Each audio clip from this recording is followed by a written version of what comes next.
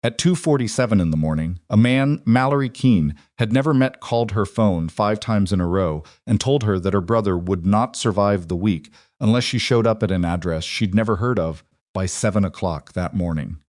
She was still in her scrubs, still smelled like antiseptic and somebody else's fear, still had 12 minutes left on a shift that had already broken her twice that night.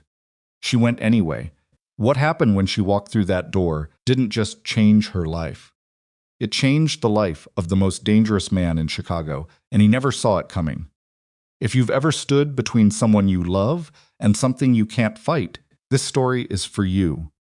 Subscribe to this channel right now and follow Mallory's story all the way to the end, because what she does next, nobody predicted. Hit that like button and drop a comment telling us the city and country you're watching from. I want to see exactly how far this story travels. The fifth call came at 2:47 a.m., and Mallory almost didn't answer it. She was in the middle of adjusting a morphine drip on a 63-year-old man named Walter who had suffered a cardiac event 3 hours earlier and whose wife had been sitting in the hallway chair since midnight, clutching a paper coffee cup that had gone cold before Mallory ever arrived for her shift. The personal phone buzzed against her hip twice, went quiet, buzzed again. Unknown number, Chicago area code, but nothing she recognized. She silenced it and kept her attention on Walter's IV line because that was the job that was always the job, and unknown numbers at 2:47 in the morning were either wrong numbers or nothing good. It buzzed a third time while she was charting, a fourth time while she was walking toward the nurse's station. By the fifth call, something in her chest said, "Pick it up." Not instinct exactly. More like the dread that precedes a thing you've been half expecting for longer than you've admitted to yourself. She ducked into the supply room between the linen cart and a shelf of IV bags, pressed her back against the cool metal shelving, and answered. Miss Keene. The voice on the other end was calm, not aggressive, not rushed, the kind of calm that doesn't come naturally to a person, the kind that gets practiced. Your brother owes a significant amount of money to people who are not patient. $394,000, to be specific. He's been avoiding that conversation for longer than is healthy for him. Mallory said nothing for 4 full seconds. Who is this? That's not important right now. What's important is that you write down this address. She didn't write it down. She memorized it. Instead, room number, Cross Street District, the same way she memorized medication dosages when she was too slammed to reach for a pen. Brain had been trained to hold critical information under pressure. It held this. You need to be there at 7 this morning, the voice said. Come alone. Come rested if you can manage it. And Ms. Keene, don't call the police. Your brother is with us right now, and the people who make those kinds of calls don't usually get good news afterward. The call ended. Mallory stood in the supply room for 45 seconds with her phone in her hand and the shelves pressing into her shoulder blades and thought about the last 3 times she had bailed Evan out of something. The loan she'd given him at 24, that he'd paid back in partial installments for 8 months and then stopped mentioning. The friend of a friend she'd found him a job with, which lasted 11 weeks before something went wrong that Evan explained in a version she halfway believed. The night 2 years ago when he called her at 1 in the morning from a bar in Wicker Park, voice scraped raw and shaking, and she drove 40 minutes in the rain to sit across from him in a booth and listen to him swear sincerely, with his hands flat on the table, like a man in a courtroom, that things were going to be different. She had driven home at 4 in the morning, believing him. Not because the evidence supported it, because he was her little brother, and that particular hope is one of the last things a person surrenders. She finished her shift. She didn't tell anyone at the nursing station where she was going.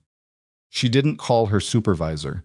She changed nothing about how she moved through the final 3 hours of the night, except that she quieted her inside herself, that she checked Walter's vitals 1 extra time before handoff, and that when she said goodbye to the wife in the hallway chair, she meant it a little more than usual. At 6:15, she walked to her car in the parking structure. Pale light, the smell of exhaust and wet concrete. She drove home, changed into jeans and a heavier coat, and put her nursing scrubs back on underneath because the address was in the industrial district and she had no idea what she was walking into, and she wanted to be exactly who she was when she got there. Not a woman trying to look like she belonged, not someone performing composure, just the person she actually was. She arrived 11 minutes early. The building was concrete, unmarked, the kind of structure that exists in every city and that nobody looks at twice because there is nothing about it designed to attract attention. Two men outside the entrance. Neither of them spoke to her. Directly one simply nodded toward the door when she gave her name, which told her they already knew her face, which told her this had been planned longer than one phone call. Inside was nothing like the outside. Expensive furniture. Quiet that felt engineered rather than natural. Cameras at every angle. Men who stood the way soldiers stand, not stiff but ready, weight distributed, hands visible, eyes tracking. The air was different here too, temperature controlled. No ambient noise from traffic or city. Whatever this place was, it had been designed to feel removed from the world outside, and it succeeded. She was led through 2 rooms and a corridor, and then left standing in a doorway while the man who'd walked her in disappeared. Dorian Vole was already seated. She knew who he was before anyone said his name. Not because she'd seen his photograph, she hadn't. Because of the way everyone else in the room oriented toward him, the way plants orient toward light. Not performing deference. Doing it automatically, without thinking. The way people do when the authority in a room is so established it no longer needs to announce itself. He was 38, maybe 40. Dark suit, no tie. He wasn't particularly large. He wasn't particularly dramatic. He had the kind of face that would be forgettable in a different context. Except that in this context, the stillness of it was what you noticed. Nothing moved in that face that he hadn't decided to move. He looked at her. Not through her, at her. Miss Keene. Thank you for coming. Where is my brother? He's safe. He'll remain safe. Please sit down, I'll stand. Something shifted in the room. The 2 men near the back wall exchanged a glance so brief it was barely a glance. Dorian Veen said nothing for a moment. Then he gestured toward the chair across from him and said quietly, "As you prefer." He told her about Evan's debt the way a person reads a report, not unkindly, but without softening. 3 years of borrowing from progressively more dangerous sources, the last of which routed through 3 different intermediaries before landing with people who operated under Dorian's organization. $394,000, with accumulated interest, and what he referred to, without flinching, as a structural penalty for delay. Mallory listened without interrupting. When he finished, she said, "I can't pay it." "I know, then why am I here?" He told her about Ronan Kessler.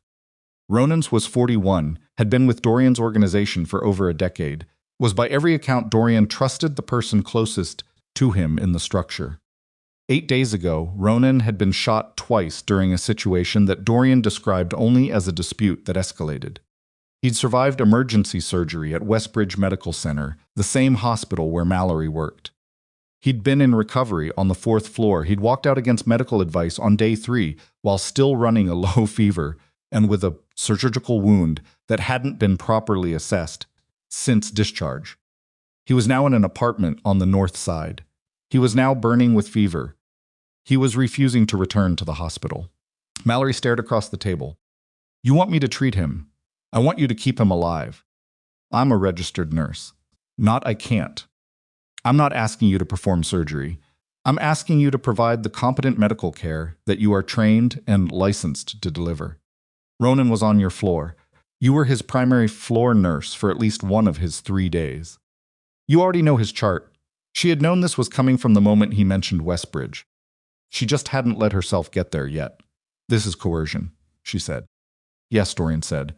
He didn't look away, "It is." She gave him credit for that. She hadn't expected it. "And my brother. His debt will receive my personal consideration. If Ronan recovers under your care, I will make decisions regarding your brother's situation that reflect that. That's not a promise. That's a suggestion. It's the best I'm prepared to offer right now." Mallory crossed her arms. Not a power move. She was cold. Actually, the room was cold, and she needed a second to think without her hands giving away that she was thinking. She had two real choices. She could walk out, walk straight to the precinct 3 blocks west and tell them everything she'd just heard and hope they moved fast enough that it helped Evan instead of destroying him. Or she could sit down at this table. She thought about Evan's voice on her voicemail from 2 years ago. The way he sounded at the end of that bar night in Wicker Park, sitting in that booth with his hands flat on the table, sincerely afraid of himself for maybe the first time. She pulled out the chair and sat down. I want Ronan's actual hospital chart. Not a summary.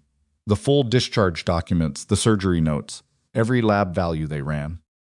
I want to know exactly what antibiotic protocol was initiated and whether it was completed before he walked out. Dorian nodded once. I'll need proper wound care supplies. IV access materials. If he's running a real infection, I'll need antibiotics, which means someone in your organization either has a physician willing to write a standing order or you have a supply chain I don't want to know about. But either way, I need that covered before I walk in that room. Understood. I want written terms. What I'm agreeing to, what you're agreeing to, what happens to my brother if I fulfill my end. Not verbal. Written, with your signature, before I go anywhere near Ronan Kessler. The room had gone very quiet.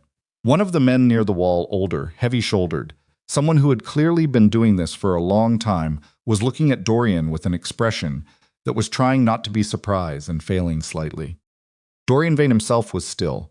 He looked at her for a long moment with an expression that was genuinely unreadable and then said, "You're not afraid of me." "I didn't say that," Mallory said. "You're negotiating with me." Somebody has to. Another silence, longer this time. Then Dorian said, "Write down what you need." Mallory pulled a pen from her coat pocket, the same Sharpie she'd been carrying since the start of her shift, slightly dried out at the cap from overuse. The clip bent at an angle from being clipped to too many pockets, and she started writing on a piece of paper one of his men slid across the table. She didn't look up while she wrote. She was thinking about wound irrigation technique, about infection staging, about whether Ronan's fever had climbed past 102 or whether it was sitting just under it, about what that difference would mean for the treatment timeline. She was not thinking about Dorian Vane watching her, but she would think about it later. When the list was done, she slid it back across the table, looked directly at him and said, "Now I need those written terms." A thin folder appeared from somewhere to Dorian's left, already drafted, she realized. Which meant he'd anticipated, she might ask. Which meant he'd come into this room with a contingency he hadn't led with, which meant the whole opening of this conversation had been a calibration exercise. She filed that away. She read the document carefully. Not quickly. She read every line, went back to 2 paragraphs she wanted to reconsider, and then asked for 2 additions, one specifying that her nursing license could not be reported or threatened as leverage during or after their arrangement, and one specifying that Evan's protected status would hold for a minimum of 90 days, regardless of the outcome of Ronan's recovery. Dorian read both proposed additions. He crossed out one word in the second one, changed regardless to contingent on good faith compliance, and looked at her. Mallory thought about it, accepted it. He signed. She signed. One of his men witnessed it. When she folded her copy and put it in her coat pocket, she noticed the heavy-shouldered man near the wall, watching her with something she couldn't immediately classify. It wasn't hostility. It wasn't exactly admiration either. It was the look of someone recalibrating. She stood up. "When can I see Ronan?" "This afternoon. 3 o'clock. I'll have everything on your supply list ready. I'll need the hospital chart before then. Send it to an email address I'm about to give you." "All right." She wrote the email address on a second piece of paper, separate from the supply list. She didn't explain why she was keeping them separate. It just felt like the right instinct. Miss Keene. She was almost to the door. She stopped but didn't turn fully. "My people will follow your medical instructions exactly. No interference, no suggestions," he paused. "Ronan matters to me." Mallory looked back at him over her shoulder. "He should have stayed in the hospital," she said. Then she walked out. The 2 men at the entrance didn't look at her differently on the way out than they had on the way in. She noticed that. In her experience, The way people looked at you on the way out of a room told you more about the room than anything said inside it. She got in her car, drove 2 blocks, pulled over, put both hands on the steering wheel, and took 3 slow, deliberate breaths, the kind she used during codes, during crash carts, during the moments when the thing in front of her was bad enough that staying calm required a choice rather than a feeling. Her phone buzzed. The email was already there. Ronan Kessler's full discharge file, surgery notes included. A sound green wood splitting. She opened it and started reading in a parking spot on a side street. Wamwasit woke up around her buses starting their routes, a delivery truck backing into a loading dock somewhere behind her. The particular gray light of Chicago in early spring that never quite commits to being morning. The infection was worse than she'd estimated. She needed to be back in that apartment by 3. She pulled out of the parking spot and drove. Her hands were steady. They were always steady when she knew what the problem was. That was the thing nobody who hadn't worked emergency medicine understood. Fear was manageable when you could name what you were afraid of. It was the unnamed things that unmade people.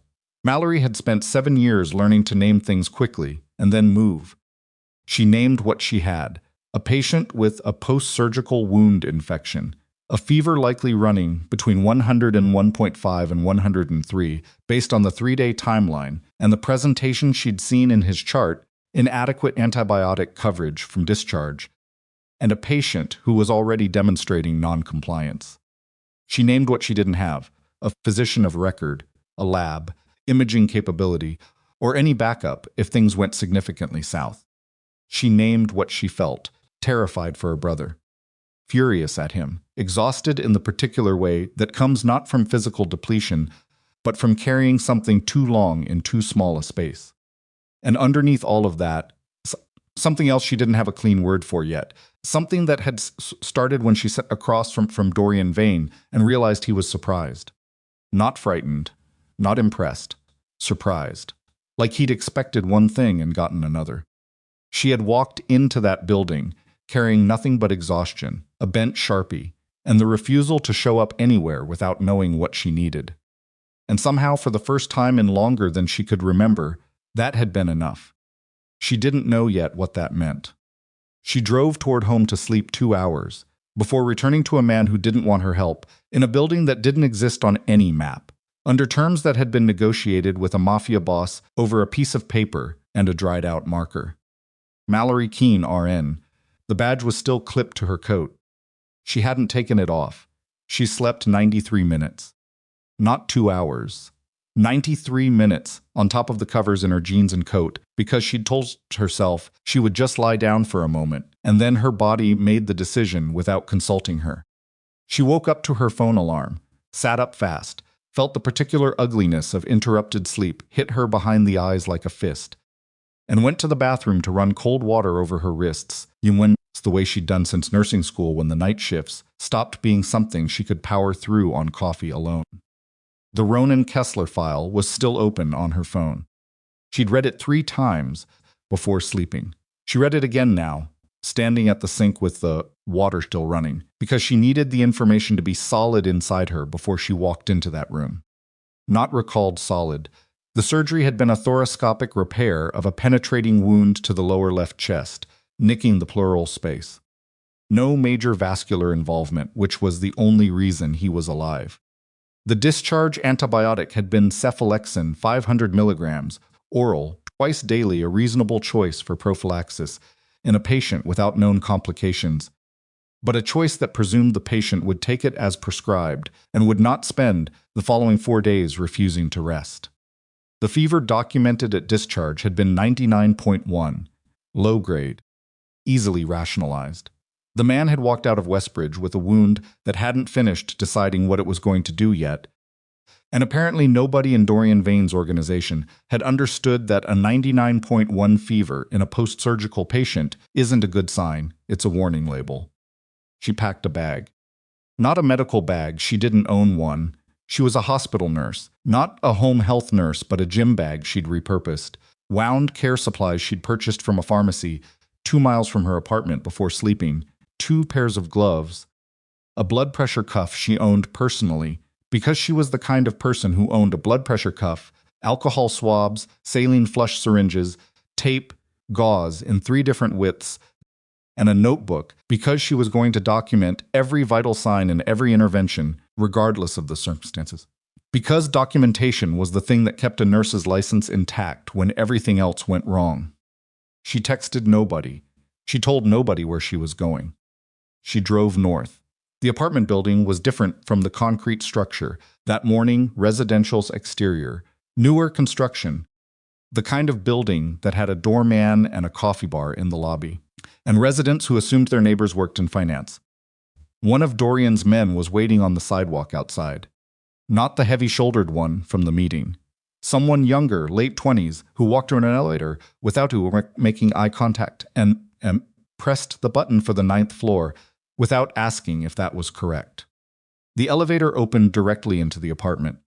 She registered 3 things immediately. The smell, which was the particular combination of fever, sweat, and antiseptic that she associated with patients who had been trying to manage their own symptoms without understanding what they were managing.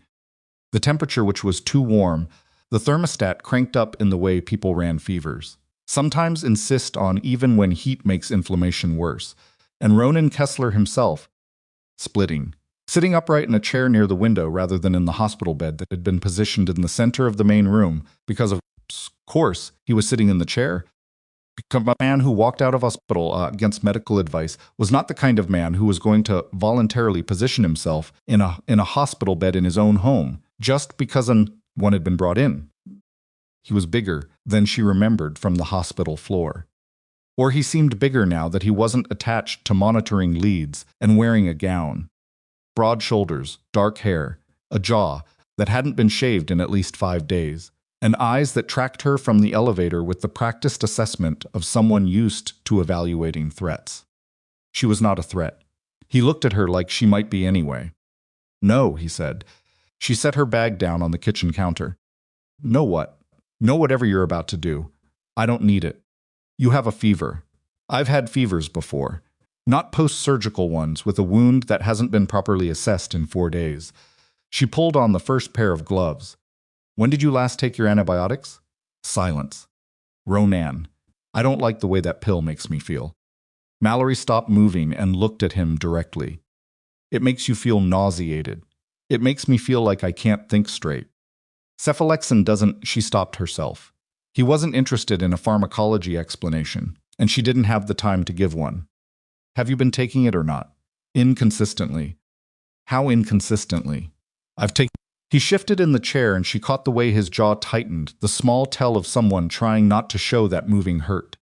"I've taken maybe 4 doses since I left. 4 doses." The man had been prescribed twice daily for a 10-day course. He'd been out of the hospital for 4 days. He should have taken 8 doses. He'd taken 4, and those 4 had been spaced inconsistently, which meant the antibiotic had never reached a stable therapeutic level in his system. "Okay," she said. And she said it the same way she said okay to every patient who told her something she didn't want to hear, which was without expression and without judgment, because judgment was a luxury that had no function at a bedside. "I need to assess your wound.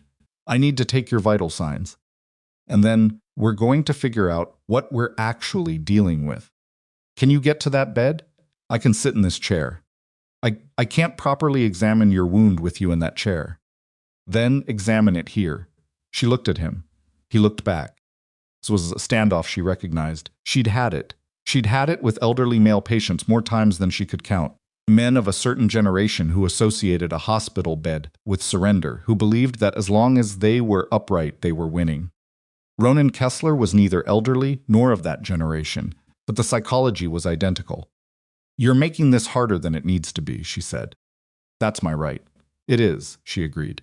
"You can also make the infection worse than it needs to be, and that's your right too.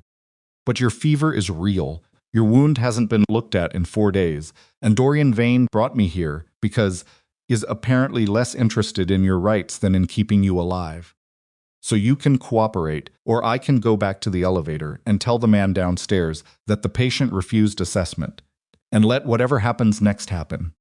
Something moved across Ronan's face. Not anger she could have worked with. something closer to the recognition that the person in front of him was not bluffing. He got up from the chair. It cost him. She could see that clearly the way he got his weight organized before he moved, the breath he took at the top of the motion, the way he covered the distance to the bed with the careful economy of someone who had trained himself to keep pain off his face. He'd had practice at that. The practice didn't entirely work. He sat on the edge of the bed and looked at her like he was doing her an enormous favor. She took his temperature first. 102.7, elevated enough to be serious, not yet elevated enough to be immediately dangerous, but trending the wrong direction from the 99.1 at discharge. Blood pressure 118/74, which was actually decent. His body was still compensating well. Pulse 98, slightly fast, consistent with the fever and the infection load. Respiratory rate normal. Oxygen saturation 97% on room air, which told her the pleural repair was holding, and his lungs weren't being compromised, which was the number that had been quietly worrying her since she read the surgery notes. She documented every number in her notebook: date, time, value. Clean columns. Then she asked him to lift his shirt. The wound was on his lower left side, just beneath the rib margin. The surgical closure was still intact, no dehiscence, no separation, but the skin around it was hot and red and had developed the particular induration of a wound that had gone from clean to infected without anyone paying attention. There was no obvious abscess yet, no fluctuance when she palpated carefully with 2 fingers. But the cellulitis was, and the borders needed to be marked so she could track whether it was expanding or responding. She pulled a skin marker from her bag. She'd thought to bring one, had added it to the pharmacy list at the last minute on instinct, and drew a border around the reddened area with a dotted line. Ronan looked down at what she was doing. What is that? I'm marking the infection border. If the redness expands beyond this line in the next 6 to 8 hours, we have a problem. If it stays inside it, the antibiotics are working. You're drawing on me. Yes. He made a sound that was almost a laugh, and then stopped making it because laughing moved his ribs, and moving his ribs hurt. You're the nurse from the hospital, he said. I told you that. You told me downstairs. I wasn't entirely tracking everything downstairs. They had me on IV Dilaudid for the last day and a half. I know, I read your chart. He was quiet for a moment while she cleaned the wound margins with saline gauze. Careful work. She moved slowly enough to do it right, and fast enough that she wasn't extending his discomfort unnecessarily. Does it hurt less if you don't watch? She asked. Does it matter? Some people's bodies respond differently to. Doesn't matter. He kept watching. How bad is it? The wound itself is okay. The infection around it is the problem. You've got cellulitis, that's a bacterial skin infection that's spreading from the surgical site. It's manageable, but it needed to be caught sooner than this. The fact that you stopped taking your antibiotics is the reason we're sitting here right now. The pill made me feel like I was thinking through water. I know. That's not the medication, that's the fever. The fever affects cognition. The antibiotics were the thing that was going to bring the fever down. She taped a fresh non-stick dressing over the wound. Have you eaten today? Some. What's some? I had coffee. She looked up at him. Coffee, she said flatly, and part of whatever Marcus brought up from downstairs. What was it? I don't know. Bread, something. You had coffee and part of a piece of bread, and you're running a 102.7 fever. She pulled off her gloves and dropped them in the small wastebasket she'd designated for clinical waste when she'd set her bag down. You need fluids, you need food, and you need to restart the antibiotics. I'm going to establish IV access so we can get fluids into you faster than you'll drink them voluntarily, and I'm going to request a different antibiotic through whoever Dorian has managing that. I don't want an IV, I understand. I'm not doing the IV. Ronan. She said it the same way she said the names of patients who were about to make a choice against themselves. Not loud. Level. You're dehydrated, you're febrile, and your body is using every resource it has to fight an infection that you made worse by not taking medication. An IV line gets fluids to you faster and allows me to push IV antibiotics directly into your system instead of relying on oral absorption, which is compromised when you're not eating. This is not optional. He stared at her. You talk to everyone like this? Like what? Like you've already decided they're going to do what you say. No. I talk to everyone like what they decide matters, and like I don't have time to soften information that they need to have. She picked up the IV supplies. Left arm or right? Another silence. This one shorter. Right, he said. She found the vein on the first attempt. She always found it on the first attempt, not because she was exceptional, but because she had done this 10,000 times, and her hands knew what they were doing independent of the rest of her. She flushed the line, taped it down, connected the fluid bag that she hung from a portable IV pole she'd asked to have brought in, and then stepped back and looked at her setup with the same critical eye she used at Westbridge when she was handing off a patient. It wasn't a hospital room. The lighting was wrong, too warm, from recessed residential fixtures that weren't positioned for clinical work. She didn't have monitoring leads or a call system or a crash cart 15 feet down the hall. If something went acutely wrong, if his fever spiked to a genuinely dangerous level, if the infection had already begun seeding his bloodstream in ways she couldn't detect without a lab, she had limited options and no backup. She was aware of that every minute she spent in this room. She was also aware that her alternative was doing nothing, and doing nothing had never been something she was built for. Dorian appeared in the doorway. She hadn't heard him come in. He simply was there, the way he seemed to simply be places, without announcement, without noise, with the complete stillness of someone who had made a practice of being present without being obvious about it. He looked at Ronan on the bed, and something moved through his expression, quick and private, the kind of thing that only showed because he thought he wasn't being observed. Then he looked at Mallory. How is he? Febrile. 102.7. Wound is infected, but not critical. He needs a different antibiotic. I want to switch to amoxicillin clavulinate, broader spectrum, better coverage for the organisms likely involved in a wound infection of this type. I need someone with prescribing authority. I have a physician available. I'll speak to him directly. Her then. I'll speak to her directly. I'm not relaying medication decisions through intermediaries. She looked at him steadily. That was not in our agreement either way, but I'm telling you now so there's no confusion later. Dorian studied her for a moment. Then he pulled out his phone and made a call that lasted 40 seconds, at the end of which he told her the physician would call her within the hour. The antibiotic needs to start tonight, Mallory said. It will, and the thermostat needs to come down. He's got it set to 78 degrees. Fever patients tend to feel cold, but heat doesn't help them. I want this room at 70. Dorian walked to the thermostat and adjusted it without comment. Ronan from the bed said, I didn't agree to that. Nobody asked you, Mallory said. You're both. He stopped, shifted carefully against the pillow. Fine. She stayed 4 hours that first afternoon. She monitored his temperature every 45 minutes, documented each reading, made sure he drank the 2 glasses of water she placed on the table beside him and the bowl of actual food that appeared from the kitchen downstairs, soup, plain, appropriate, which he ate with the resigned expression of a man who had accepted that arguing about soup was a level of dignity he was no longer in a position to defend. His temperature at the end of 4 hours was 101.9, down from 102.7, not dramatically, but measurably. Moving in the right direction. She told him this. Not to reassure him, she told him because it was data and he was the patient and patients were entitled to their own data. He looked at her with an expression she couldn't fully read. You're coming back tomorrow, he said.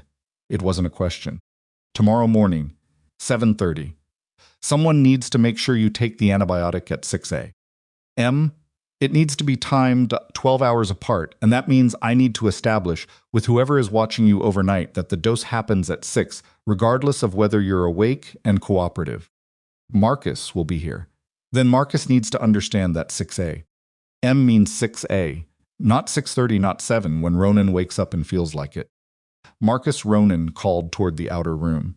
The young man who'd met her outside appeared in the doorway.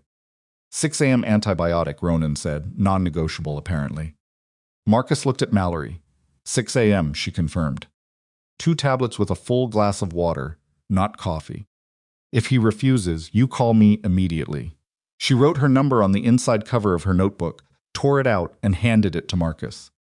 Marcus took it like she'd handed him a legal document. She packed her bag. At the elevator, Dorian fell into step beside her without being invited. She didn't comment on it. "He's going to be all right," he said. "He has a chance to be. Whether he cooperates fully with the treatment is a different question." The elevator opened. She stepped in. "I'll be back at 7:30. If his fever climbs above 103 at any point overnight, Marcus calls me and I'll make a decision about whether he needs to go to an actual hospital. That option stays on the table. He won't go back to a hospital. Then let's hope his fever doesn't climb above 103. She looked at Dorian as the doors began to close. He was watching her with that same quality of attention she'd noticed in the morning meeting, not assessing in the way his men assessed. Not calculating in the way she'd have expected from a person of his reputation. Something else. Something she didn't have a ready category for. The doors closed. She drove back to her apartment, ate something she barely tasted, and slept for 5 hours. At 6:14 the next morning, her phone rang. Marcus. Ronan had taken the 6 a.m. dose. His temperature was 101.4. She arrived at 7:28. The days that followed built on each other in a rhythm that was both strange and, in its strange way, functional. She came mornings before her hospital shifts, when she had them, evenings after when she didn't. She adjusted the antibiotic timing. She monitored the wound border she'd marked. On day 2, it had not expanded, which was the first genuinely good news. On day 3, the redness had begun to recede measurably on the lower margin. She drew new borders, documented each one, kept a clinical log in her notebook with the same rigor she would have used at Westbridge, because the documentation was the thread that connected each day's data to the next, and without the thread, there was no way to know if she was winning or just managing. Ronan's fever broke on day 4, not dramatically. She arrived at 7:30, and Marcus told her Ronan had sweated through his shirt at about 3 in the morning, had changed, had gone back to sleep, and had woken up at 6 for his antibiotic, with a temperature of 99.2. Mallory stood in the kitchen and let out a breath that she'd been holding, in one form or another, for 96 hours. Then she went and told Ronan. He was sitting in the chair by the window again. He looked better, not well, not recovered, but better. The particular grayish quality that high fever put on a person's skin had lifted. His eyes were clearer. 99.2, she said. He nodded once. "Still need to finish the antibiotics," she said. "Full course, every dose. I know. And rest. Real rest, not sitting in that chair pretending you're resting." "I rest in the chair." "You sit in the chair and think about things you wish you could be doing instead." "That's not rest." He looked at her. "How would you know what I'm doing in the chair?" "Because every patient I've ever had who insisted on sitting in a chair instead of lying down was doing exactly that." She put his morning vitals in the notebook. "Your appetite's coming back?" Marcus made eggs. "Did you eat them?" "Most of them." "Good." She closed the notebook. "You're not out of this yet.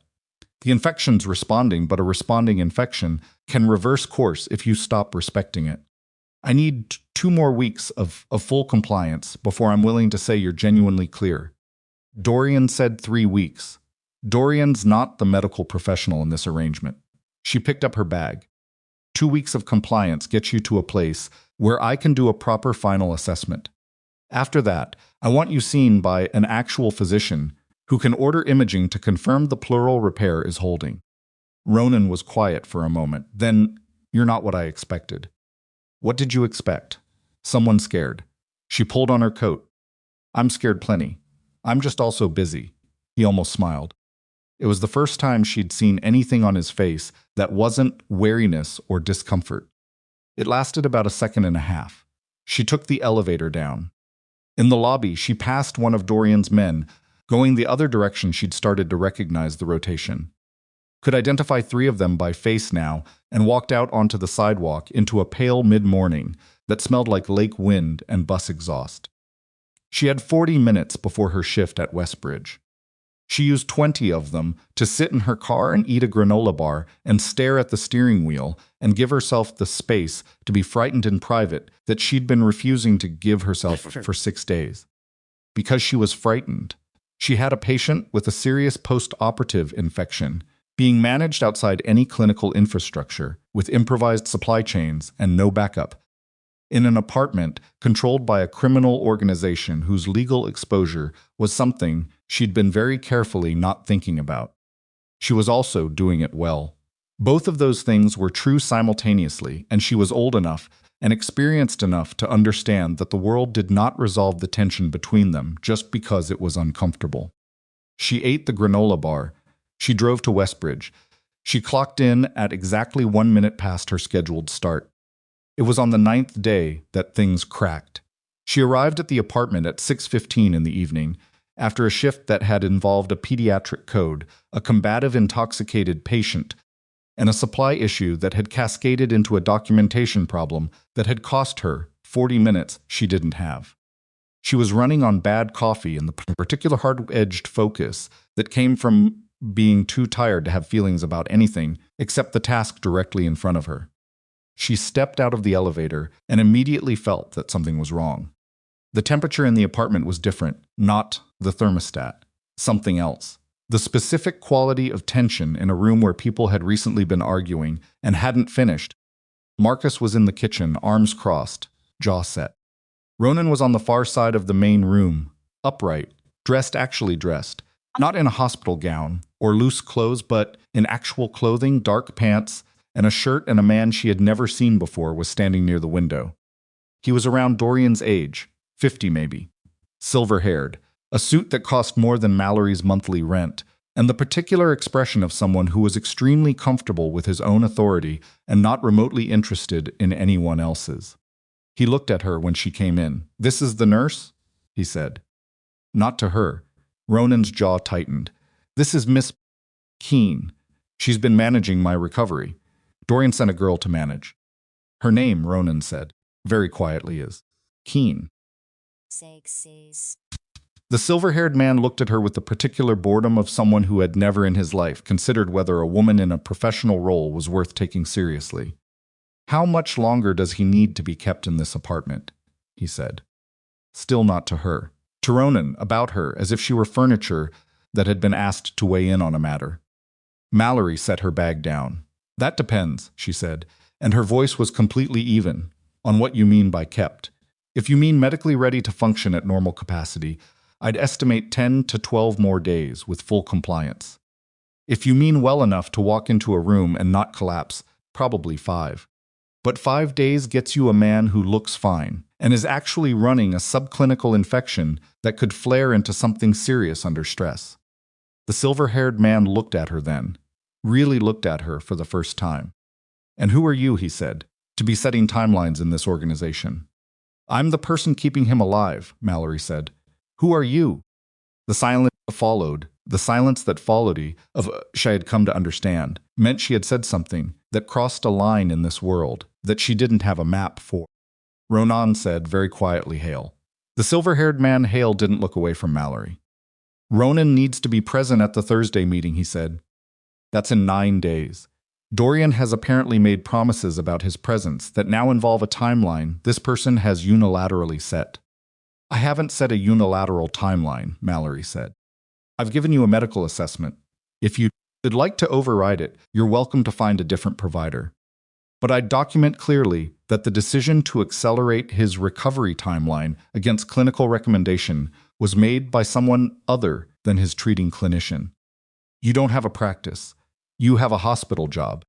I have a signed agreement with Dorian Vane and a clinical log with 10 days of documented vitals and wound assessments.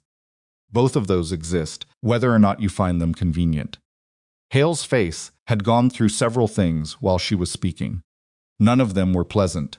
He settled on a cold, flat look that she suspected had made a great many people in his life immediately stop talking. She didn't stop talking. Ronan's infection is responding. His fever has been below 99.5 for 5 days.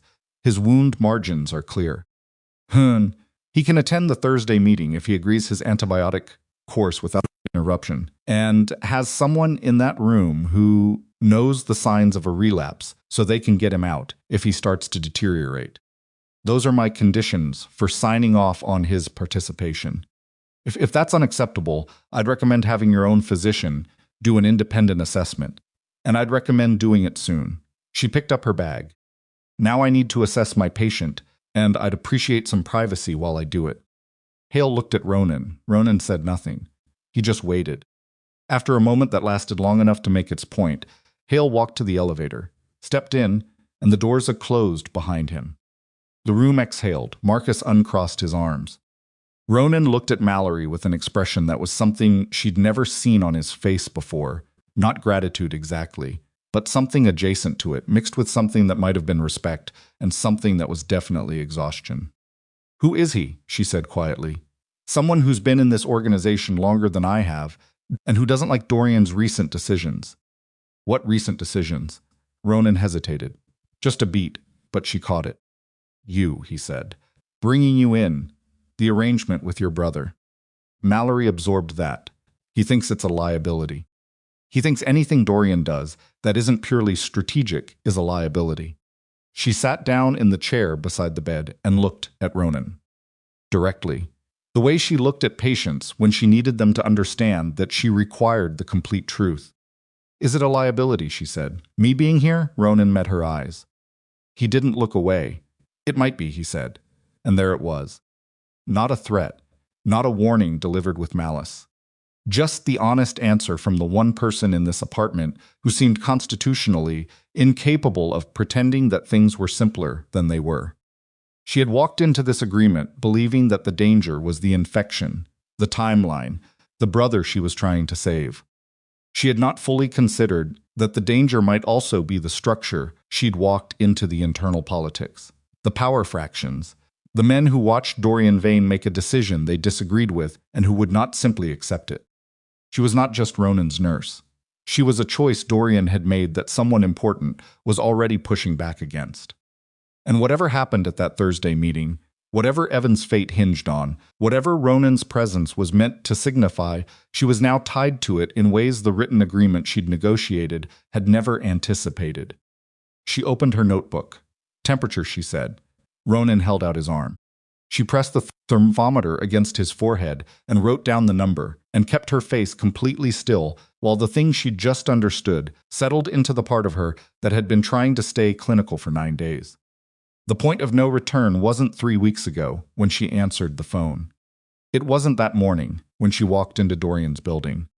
It was right now in this room when Ronan Kessler told her the truth, and she decided to stay anyway. She wrote the number down. 99.1. Ronan's temperature had dropped another fraction since morning, which was the right direction, which should have felt like a small victory, the way every downward decimal had felt like a small victory over the past 9 days. It didn't feel like that tonight.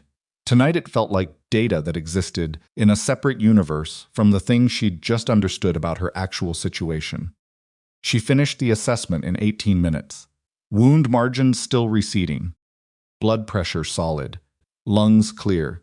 She documented every value in the same clean columns she'd been keeping since day one, because the documentation was still important. Was perhaps more important now that she understood there were people in this organization who would be looking for any reason to uncharacterize her presence here as unprofessional, as amateur, as something that could be dismissed. She was not going to give them that. She packed her bag. Told Ronan the 6 a.m. dose still stood.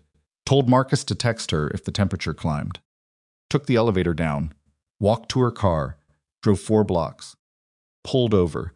She didn't do the breathing exercises this time. She sat with her hands in her lap and let herself think clearly about what Ronan had told her, because she'd been half thinking around it for the past 40 minutes while she worked, and it was time to think straight through it. Hale was pushing back against Dorian's decision to bring her in. Hale had been in the organization longer than Ronan, which in this context meant longer than a decade, which meant he had relationships and leverage and history that predated whatever Dorian's current authority looked like. He'd walked into that apartment with the comfort of someone who believed he had the right to be there. He'd talked about her the way people talked about problems they were, in the process of deciding how to resolve. She was a variable that someone powerful had not approved. The written agreement she'd negotiated was with Dorian. Whatever standing it gave her was entirely dependent on Dorian's ability to enforce it. If Hale's opposition represented something larger, other voices, other interests, a faction within the organization that was already skeptical of whatever Dorian had decided about Evan's debt, then the piece of paper in her coat pocket was only as good as the man who signed it. She had built her safety on a document. She had not thought carefully enough about what happened when the man who signed the document was being pressured by someone who'd never agreed to it. Her phone buzzed. She picked it up, expecting Marcus. It was Evan. She stared at his name on the screen for 3 full seconds. He'd called her twice in the past week. She'd spoken to him briefly on day 2, long enough to confirm he was physically unharmed and that she was handling things, and then told him she'd call when she had more information. She hadn't called. He'd sent 2 texts she'd answered in 4 words each. She answered now. Mal. His voice was the voice of someone trying to sound calmer than they were. She'd heard it enough times to know. Are you okay? I've been. They won't tell me what's happening. Marcus told me the nurse thing is going well, but nobody will. I'm fine, she said. Ronan is improving. Okay. Good. He exhaled. How much longer? I don't know yet. There's a meeting in 9 days. Dorian needs Ronan there. The Thursday thing. Yeah, I know about that. He stopped. They've been what? Silence. The particular silence of someone deciding how much to say. Evan. There's a guy, he said, older guy. Silver hair. He came and talked to me this afternoon. Mallory's hands tightened on the phone. What did he say? He said the arrangement Dorian made about my debt was he said it wasn't fully sanctioned. That it was Dorian's personal call, and that not everyone agreed with it. Another pause. He said, depending on how the Thursday meeting goes, my situation might need to be reevaluated. She kept her voice flat. Did he threaten you directly? Not directly. He was very calm about it. That was the scary part, actually. He was calm. She knew exactly what kind of calm that was. Evan, listen to me. Don't respond to anything he says. Don't agree to anything. Don't argue with anything. Don't ask questions that tell him what you're worried about. Just nod and walk away. Mal, if the deal falls apart. It won't. You don't know that. I know that I'm going to make sure Ronan is well enough to be in that room on Thursday, and I know that Dorian signed a document, and I know that she stopped. Because she'd been about to say something she didn't actually know. Just stay where you are. Don't do anything. I'm not going to do anything. I have nowhere to go.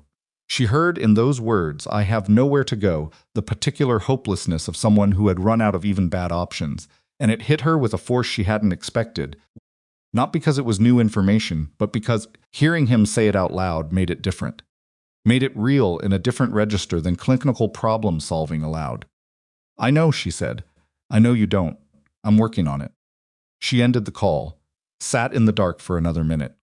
Then she called Dorian. He answered on the second ring, which told her he'd been expecting her to call, which told her he already knew about Hale's visit to the apartment. Miss Keene. Hale came to see Ronan tonight, she said. And apparently, he spoke to my brother this afternoon. I know, he told Evan. The arrangement wasn't fully sanctioned. It's more complicated than that. Then explain it to me. A pause. Not the pause of someone deciding whether to answer, but the pause of someone deciding how. Hale represents interests connected to several of the other parties attending Thursday's meeting, Dorian said. He's been in a disagreement with me about strategic direction for some time. Your arrangement became a convenient point of contention. He's using me to push back against you, in part. And my brother. Evan is also a point of leverage, yes. She was quiet for a moment then. You brought me into this without telling me that I was walking into an internal dispute. I brought you in to keep Ronan alive. That's still what you're doing. That's not what I asked. Another pause shorter. No, Dorian said. I didn't tell you about Hale. She wanted to be angry about that. She was angry about that. She let the anger sit exactly where it was and continued talking because anger without a plan was just noise. What happens if Thursday goes badly? It won't. That's not an answer. It's the only answer I have right now. His voice had something in it she hadn't heard before. Not the practiced calm of the morning meeting, not the quiet authority of someone used to being obeyed. Something worn at the edges. I need Ronan in that room, Ms. Keene. I need him functional and present and clearly recovered. That's what changes the calculus. That's what closes the argument. Then make sure nobody does anything in the next 9 days to compromise his recovery. Like what? Like sending people who question my medical timeline into his apartment. Like creating stress situations for a patient who is still fighting a systemic infection. Stress elevates cortisol. Cortisol suppresses immune response. Suppressed immune response means the infection I have been managing for 9 days has a better chance of reasserting. Silence. I'll speak to Hale, Dorian said. You should have spoken to Hale before tonight. Yes, he said. Simply, I should have. She wasn't sure what to do with that. Dorian Vane admitting a mistake was not something she'd encountered before. She filed it and moved forward. I'll be back tomorrow morning, she said. 7:30. She ended the call and drove home through streets that were wet from rain she hadn't noticed starting, the tires making the particular whispering sound on wet asphalt that had always made her feel simultaneously tired and awake. She slept poorly. Dreamed about a code that wasn't any specific code she'd worked, but had the feeling of all of them, that sense of controlled urgency that lives permanently at the back of a nurse's brain. The knowledge that you are the thing standing between a person and what happens to them if you step back. She arrived at the apartment at 7:22 the next morning to find Ronan already up, already in the chair, and already in conversation with someone she recognized. Not Hale, someone worse in a different way. Her brother. Evan was sitting on the far end of the hospital bed, Ronan's hospital bed, in Ronan's recovery room, with his hands between his knees and his shoulders, curved forward in the posture she associated with every difficult conversation she'd ever watched him try to survive. He looked up when she came in. His face did something complicated. What are you doing here? She said. They brought me over this morning. Dorian said what? That I should see you. That you'd be here and we could... He spread his hands. I don't know, Mal. I don't know what anything means right now. She looked at Ronan. Ronan looked back at her with the expression of a man who had been trapped in a room with a situation he hadn't initiated and had made a choice not to intervene in. Give us a minute, she said. Ronan didn't move immediately. Then he looked at Evan, looked at Mallory, and said 5 minutes. Then I need those vitals taken, or the morning nurse gets argumentative. He got up from the chair steadier than he'd been a week ago, moving better, the careful economy still there, but less of the wincing underneath it, and walked to the far end of the apartment. Mallory sat down across from her brother. Up close, he was worse than he'd sounded on the phone. There were shadows under his eyes that spoke of nights where sleep was either unavailable or indistinguishable from waking. His hands, when he pulled them out from between his knees and put them on his thighs, had a faint tremor she associated with sustained anxiety and poor eating. You look terrible, she said. You always say that. You always look terrible when things are bad. She leaned forward, elbows on her knees. Tell me exactly what Hale said to you. Word for word if you can. Evan exhaled, ran a hand through his hair. He said that Dorian's arrangement with my debt was made unilaterally, without consensus from the other stakeholders in the organization. He used the word stakeholders, like it was a business meeting. He shook his head. He said the Thursday meeting would provide an opportunity for the arrangement to be formally ratified or formally rejected. He said whether Dorian's personal decisions got ratified depended on a number of factors.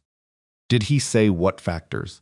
He said the strength of Dorian's position at the meeting depended on whether Ronan was present and clearly recovered. Evan looked at her. Which is you, Mal. That's you. He's saying whether my debt gets forgiven depends on whether you do your job right. I know what it means. He's putting it on you.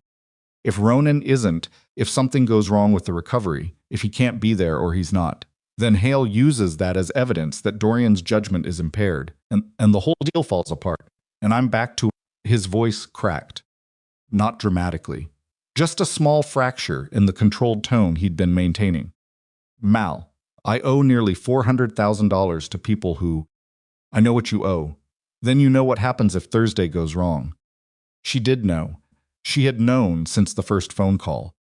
She had been keeping that knowledge in a specific, walled-off section of her brain while she focused on the work, because the work was the only part of this she could actually control. Now it was out of the wall and sitting in the room with her.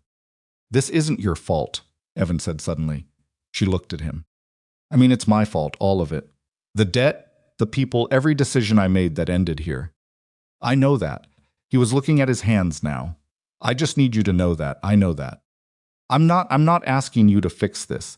I'm not asking you to rescue me. I know that's what I've always done, and I know." He stopped. Breathed. "I just want you to know I know."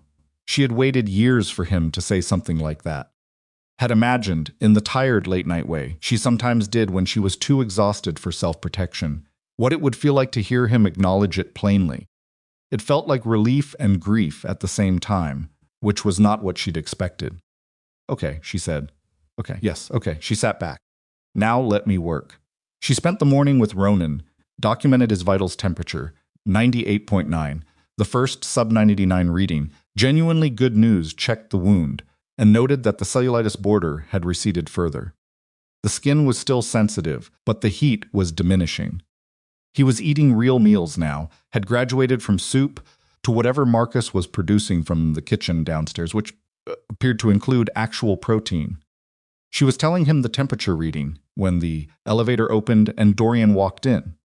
She registered immediately that something was different. He was moving faster than she'd seen him. Moved before, not rushed. Dorian Vane didn't rush, but the particular clip deficiency of someone dealing with information they'd received recently and hadn't finished processing. He looked at Ronan first, then at Mallory, then at Evan, who was standing near the window with a cup of coffee he hadn't drunk. "I need to speak with Miss Keene," he said. "She's in the middle of..." "It's all right," Mallory said to Ronan. She capped her pen. To Dorian, what happened? He walked her to the far side of the apartment near the kitchen, far enough from the others that what he said wouldn't carry. "Hale met with 3 of the Thursday attendees last night," Dorian said. His voice was its usual register controlled, low, but there was something beneath the control that she hadn't heard before. A density to it. "He's been building a case that my decisions over the past month represent a pattern of compromised judgment. He's using the arrangement with your brother as Exhibit A and your presence here as Exhibit B. What's his argument? That I made an emotional decision when I should have made a practical one. That I exposed the organization to liability by bringing in an outside civilian. That the arrangement with Evan's debt was generosity I couldn't afford. And the 3 attendees he met with. Are they persuaded? 2 of them may be. The third is neutral." He looked at her directly. "This is no longer about Ronan's recovery. Ronan's recovery is the foundation, but the structure built on it depends on whether I can demonstrate at Thursday's meeting that my position is what it was before all of this started. What does that mean practically? It means Ronan needs to be there. It means the debt arrangement needs to be defended by someone other than me. I can't argue my own judgment. It looks defensive. It means I need..." He stopped. She waited. "I need to know that you're still in this," he said.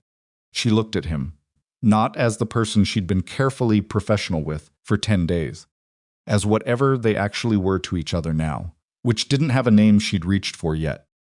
"I never left," she said. "Hale may try to speak to you directly. Let him. He won't ask politely. He hasn't been politely asking anything since the moment I met him." She picked up her pen from the counter. "Dorian, I need something from you. Name it. I need to know who knows I'm here. Not your people, the Thursday attendees. Hale's people. I need to know the full scope of who has information about this arrangement, because if someone in that room knows about the written agreement before I want them to, the way I might need to use it changes." Dorian studied her. "You're thinking about using the agreement as evidence. I'm thinking about what options I have if Thursday goes wrong. The agreement documents that I provided professional care under duress, that a legitimate exchange was made, and that your organization operates with at least some structure capable of producing a signed document. That's not nothing. Using it publicly would be..." "I didn't say publicly." I said I need to understand the information landscape before I walk into a situation I can't map. She looked at him steadily. You didn't give me the full picture when we started. I'm asking you for it now. A long pause. Then Dorian told her. It took 7 minutes. He spoke in the same contained way he always spoke. But the information itself was not contained. It was a web of relationships and obligations and outstanding agreements that stretched back years and crossed lines she hadn't known existed. Hale had history with 2 of Thursday's key attendees that predated Dorian's leadership. The debt factions involved in Evan's obligation were not all under Dorian's direct authority. 2 of them were independent operators who had sold the debt upward into Dorian's network without Dorian's advanced knowledge, which was the original source of the complication, and the reason the debt had become about credibility rather than money. Ronan's shooting was connected, not incidentally, not tangentially, but directly connected to a dispute that was also going to be on Thursday's table. When he finished, she understood several things she hadn't understood before. She also understood that Hale's position was stronger than Dorian had initially implied. You're afraid of losing Thursday, she said. I'm preparing for Thursday. Those aren't the same thing, but you know what I mean. She said it without cruelty. It was simply accurate. If Thursday goes wrong, what happens to my brother's debt? It returns to the creditors. And then, Dorian said nothing. And then she said again, not asking. The creditors are not people who accept restructuring plans. She absorbed that. Okay, she said it the same way she'd said it to Ronan on the first day. Flat, functional, moving forward. Then we make Thursday work. She turned back toward the room. She had taken 2 steps when her phone rang. Unknown number, Chicago area code. She knew before she answered, in the half-second before the call connected, in the part of her that had been running on instinct and clinical assessment and pure nerve. For 10 days, she knew it was going to be something she didn't want to hear. Ms. Keene. Not Hale's voice, someone else. Older, rougher at the edges, with the flat affect of someone making a call they make regularly and without particular feeling about. I represent 2 of the debt holders in your brother's obligation. I wanted to speak with you directly, since you seem to be the person managing this situation. She kept walking, away from Dorian, toward the window on the apartment's south side, her back to the room. I'm listening, she said. We've been patient. We've extended the timeline at Dorian Vane's request. We respect his organization. But we're hearing that the Thursday meeting may not produce the outcome he's projected, and our interests require that we have a contingency. What contingency? Your brother has a skill set we could use. Not the financial kind, the other kind. The cold that moved through her was not the kind of cold that came from temperature. Define that. He's young, he's mobile, he's already familiar with how we operate from the inside. There are roles in our network that would satisfy his debt obligation over time. Different roles than what Dorian proposed. Me, Keene, no. That is not a conversation I'm having with you, and it is not a conversation Evan is having with anyone. Her voice was absolutely level. Level in the way that took effort to maintain, the way she maintained it in codes, in moments when the alternative to level was falling apart. My brother is not available for whatever you're describing. His debt arrangement is with Dorian Vane, and it will be resolved at Thursday's meeting. If Thursday doesn't, Thursday will. And if it doesn't, she was looking out the window, at the street below. Ordinary street, ordinary afternoon, a woman pushing a stroller. A delivery guy on a bike arguing with his phone's GPS. The absolute indifference of the world to what was happening 9 floors above it. If Thursday doesn't go the way it needs to go, she said, then you and I will have a longer conversation. But we're not having it today. She ended the call. Stood at the window 3 seconds, 5, 10. Then she turned around. Dorian was watching her from across the room. Ronan was watching her from his chair. Evan, near the kitchen door now, was watching her with the expression of someone heard enough of a one-sided phone call to understand the shape of it. She walked back to the center of the room. She picked up her pen and her notebook from the counter where she'd left them. Ronan, she said, I need you to do something you're not going to like. Why does everything you say start that way? Because the things I need are always the things that are inconvenient. She looked at him directly. I need you to push harder. I know you're at 98.9, and I know the wound margins are recovering, and I know you're eating. I need you to start walking, not strolling, actual movement. I need your body to demonstrate to everyone in that Thursday room that you are genuinely recovered, not managed. I need you to look like Ronan Kessler, not like a patient.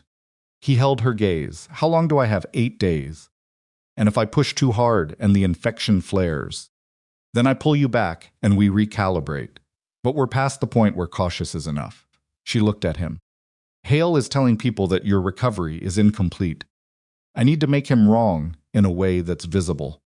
Ronan looked at Dorian. Dorian said nothing. He was looking at Mallory. 8 days, Ronan said. All right, she nodded once. She looked at Evan next. You go back to where you've been staying. You don't talk to Hale. You don't talk to the debt holders. You don't talk to anyone in this organization except Dorian directly. You eat, you sleep. You wait. Mal, I know. Just do it. He looked at her for a long moment. A look of someone trying to find the place in a situation where they can be useful and failing to locate it. Then he nodded and walked to the elevator. When the doors closed on him, the room was just her, Ronan, and Dorian. She turned to face them both. The debt holders called me directly, she said. That means Hale gave them my number, which means he's been working this longer than last night, and he wants me to know he's working it. She paused.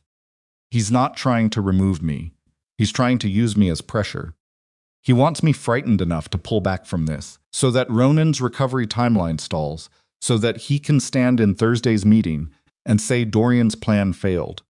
Dorian said he won't get what he wants. No, she said. He won't. She said it the way she said things when she'd already decided. Not a declaration, not bravado, just a fact that had settled into place while she was still working out the rest of it. What she didn't say, what she kept in the walled-off section where the things she couldn't control lived, was that she was now 3 weeks and 4 phone calls deep into a situation that had started as a debt and a patient and a signed piece of paper, and that the agreement she'd negotiated with such careful precision had not anticipated Hale, had not anticipated the debt holders calling her directly, had not anticipated Dorian's internal politics, or Ronan's shooting being part of the same thread, or the Thursday meeting being a pivot point for everything at once. She had walked in, thinking she understood the problem. The problem was larger than the room she'd seen it from, and she could not go back to the version of herself who had walked into that industrial building with nothing but a dried-out pen and a list of supplies. That version of her had been enough for the problem she thought she had. For the problem she actually had, she was going to have to become something she hadn't figured out yet. Not colder, but something that could hold all of this at once, without losing the one thing she'd kept throughout. The knowledge of exactly what she was there to do, and the refusal to let anyone, including herself, lose track of it. She opened her notebook to a fresh page. 8 days. She started writing. She started with the walks. Day 11, 7:40 in the morning, she told Ronan to get up from the chair and walk to the far wall and back. Not a request. An instruction delivered in the same tone she used for everything else direct, without softening, with the implicit understanding that she was not going to negotiate the basic parameters of his recovery. He did it. It took him longer than it should have. His gait was careful in the way of someone who had learned through specific recent experience that the body could betray a person without warning, and he kept one hand slightly away from his side, not touching the wound, just aware of it, the unconscious, protective positioning of a healing injury. He made the round trip to the wall and back, and sat down on the edge of the bed, and breathed for a moment before looking at her. Again, she said, I know. Again, he did it 4 more times that morning. By the 4th trip, his pace had quickened fractionally, and the hand had dropped to his side, and the breathing, at the end, was less deliberate. She documented the baseline, told him they'd add distance tomorrow. She was back the next morning at 7:15, the day after that at 7. She moved the morning sessions earlier each day because she needed the data from a full day's activity. Before she came back in the evenings, a sound like green wood splitting, and because the evenings were when Dorian appeared, and the evenings were when she was doing a different kind of work, the kind that didn't go in the clinical notebook. She was building a picture, not deliberately, not at first. It accumulated the way clinical knowledge accumulated through observation, through small pieces of data that didn't mean anything individually and meant something specific in combination. Dorian's patterns, who he talked to and in what order, which calls he took in the room and which ones pulled him out. The way his men's behavior shifted.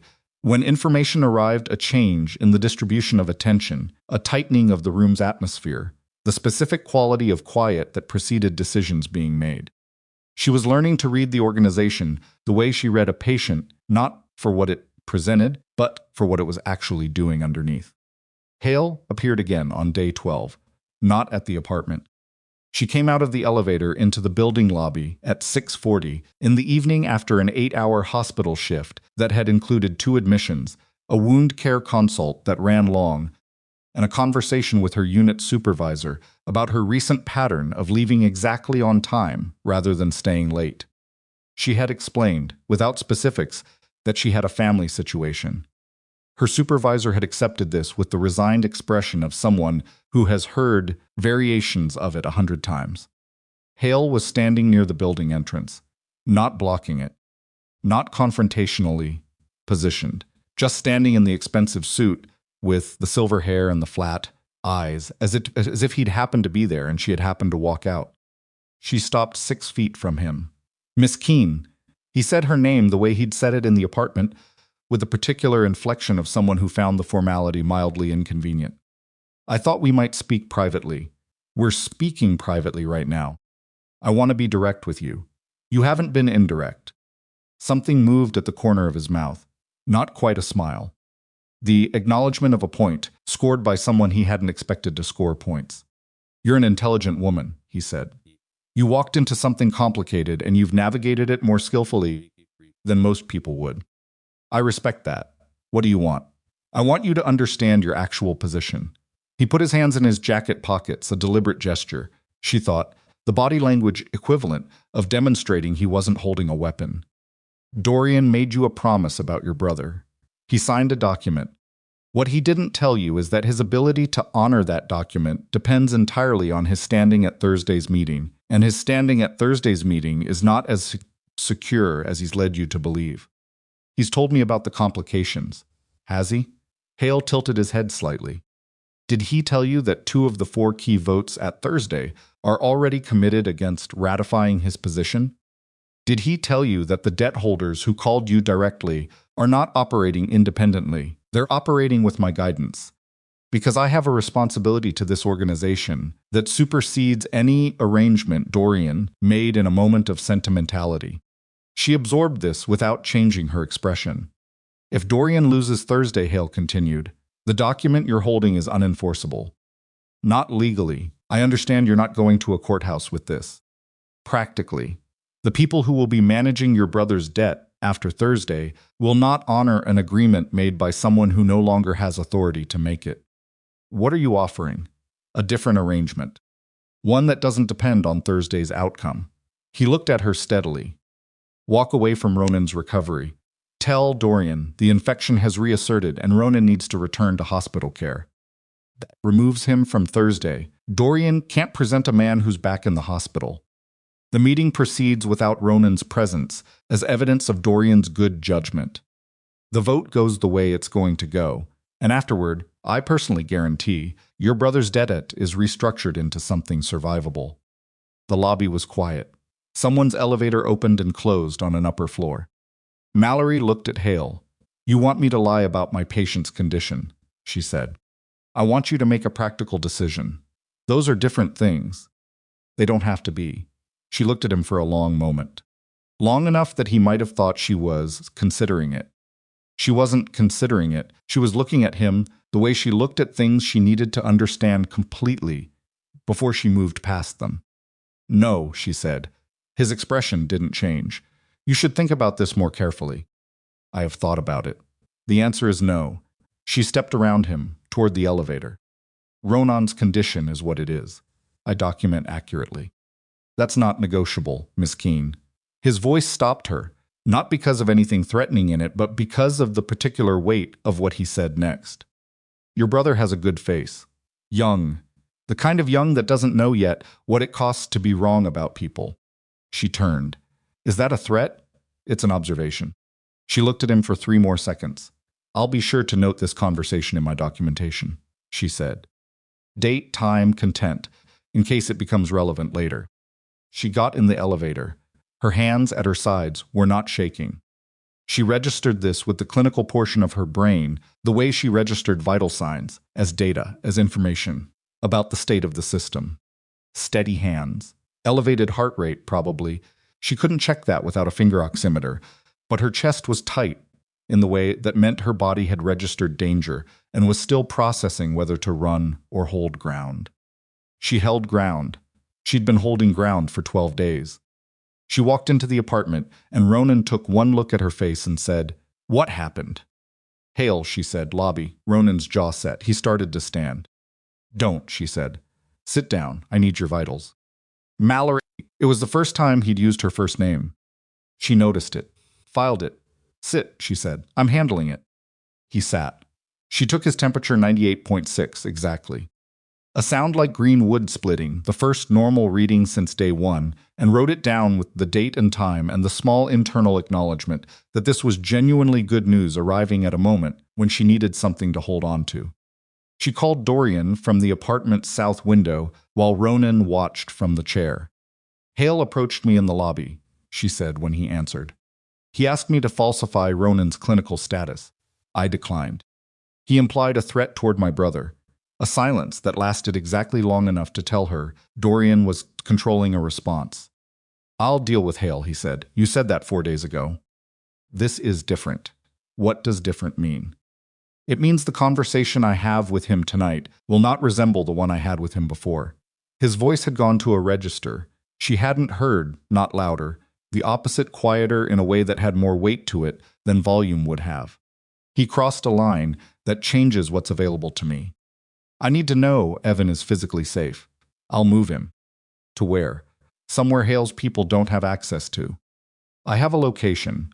He'll be there within the hour. I want to speak to him when he arrives. You'll have that. The call ended. She lowered her phone and looked at the window. Her own reflection looked back at her navy scrubs, coat, the badge still clipped to the lapel, the face of someone who had been doing this for 13 days, on too little sleep with too much at stake.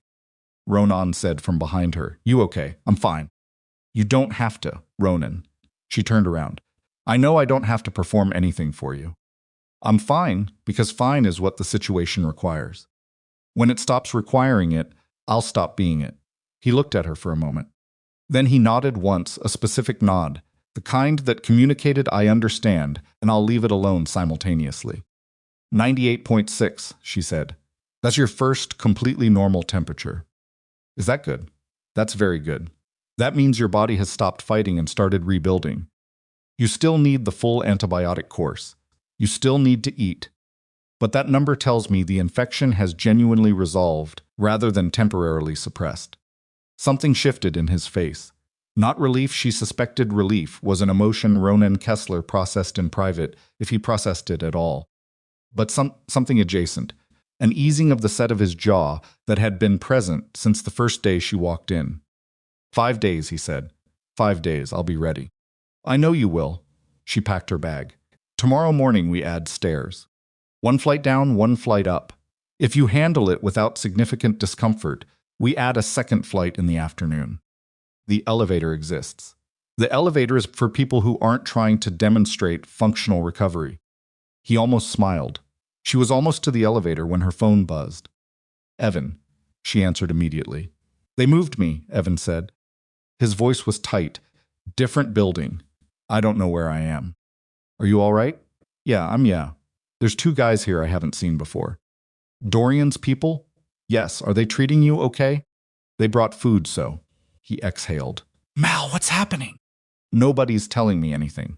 5 more days, she said. "Just 5 more days, and then Thursday, and then this is over." "And if Thursday it won't?" "You keep saying that." "Because I keep meaning it." He was quiet for a moment. "Then you sound different." "Different how?" "I don't know." "Like harder. Not in a bad way. Just like something changed." She thought about how to answer that. Decided on the truth. Something did, she said. Get some sleep. She drove home. She sat at her kitchen table with her notebook open and her pen in her hand, and she mapped what she knew. Not the medical data, the other data. Hale's position, the vote count Hale had claimed, the 2 committed votes against Dorian, the debt holders operating under Hale's guidance. She drew it out in the same clinical shorthand she used for wound assessments, relationships between nodes, directional arrows, question marks where the information was incomplete. Then she looked at what she had. Dorian needed Ronan present, visibly recovered, demonstrably functional. That was the foundation. Everything else was argument. An argument required evidence, and the evidence she had was in her notebook, 13 days of documented vitals, wound assessments, medication logs, the clinical record of a recovery managed under circumstances no one at Thursday's table would be expecting. She was not a lawyer. She was not a strategist. She was with a clinical log, and a signed agreement, and 13 days of data that documented precisely and irrefutably that she had done exactly what she said she would do under conditions that most people would have walked away from. That was the asset she hadn't fully understood she was building. She went to sleep at midnight. She woke at 5:43 because her phone was ringing. Marcus. She sat up fast, already moving, already cataloging possibilities before she answered. His temperature, Marcus said. He sounded like someone working to stay calm over a thing that was making calm difficult. It's 101.2. She was already reaching for her bag. When did it start? He woke up around 4, said he felt off. I took it at 4:30, and it was 100.1. I was going to call you at 100.5. You did right. I'm coming. Is he in pain? He says no, but Marcus hesitated. He's not moving right. He's being careful again. Wound. She was already thinking wound. A fever that reemerges in a recovering post-surgical patient points to the wound first. Either the cellulitis had reasserted in a pocket she hadn't caught, or worse, the infection had found a new route. She drove through pre-dawn Chicago faster than she drove under normal circumstances, which was still within traffic laws but with less margin than usual. And she used the 12-minute drive to run through the differential in her head because she needed to walk in ready to act, not walk in and then think. Ronan was in the chair when she arrived. Of course he was in the chair. A fever of 101.2, and he was in the chair because the chair meant he was not surrendering to whatever was happening in his body. She crossed the room and put the thermometer to his forehead before she'd taken off her coat. 101.4, climbing. Where, she said. He touched his left side. Below the wound.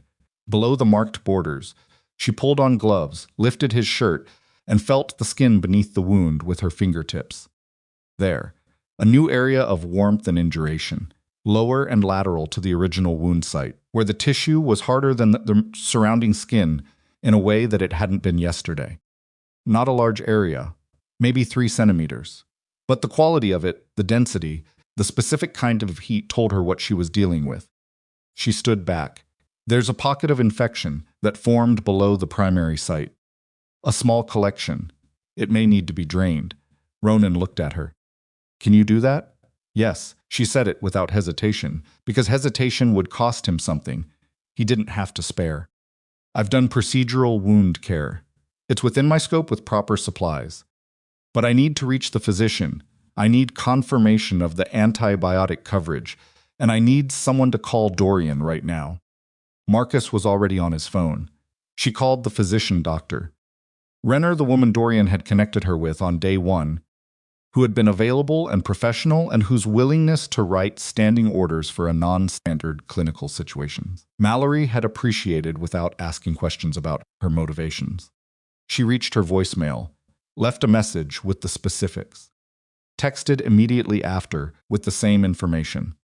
4 minutes later, Dr. Renner called back. The conversation lasted 6 minutes.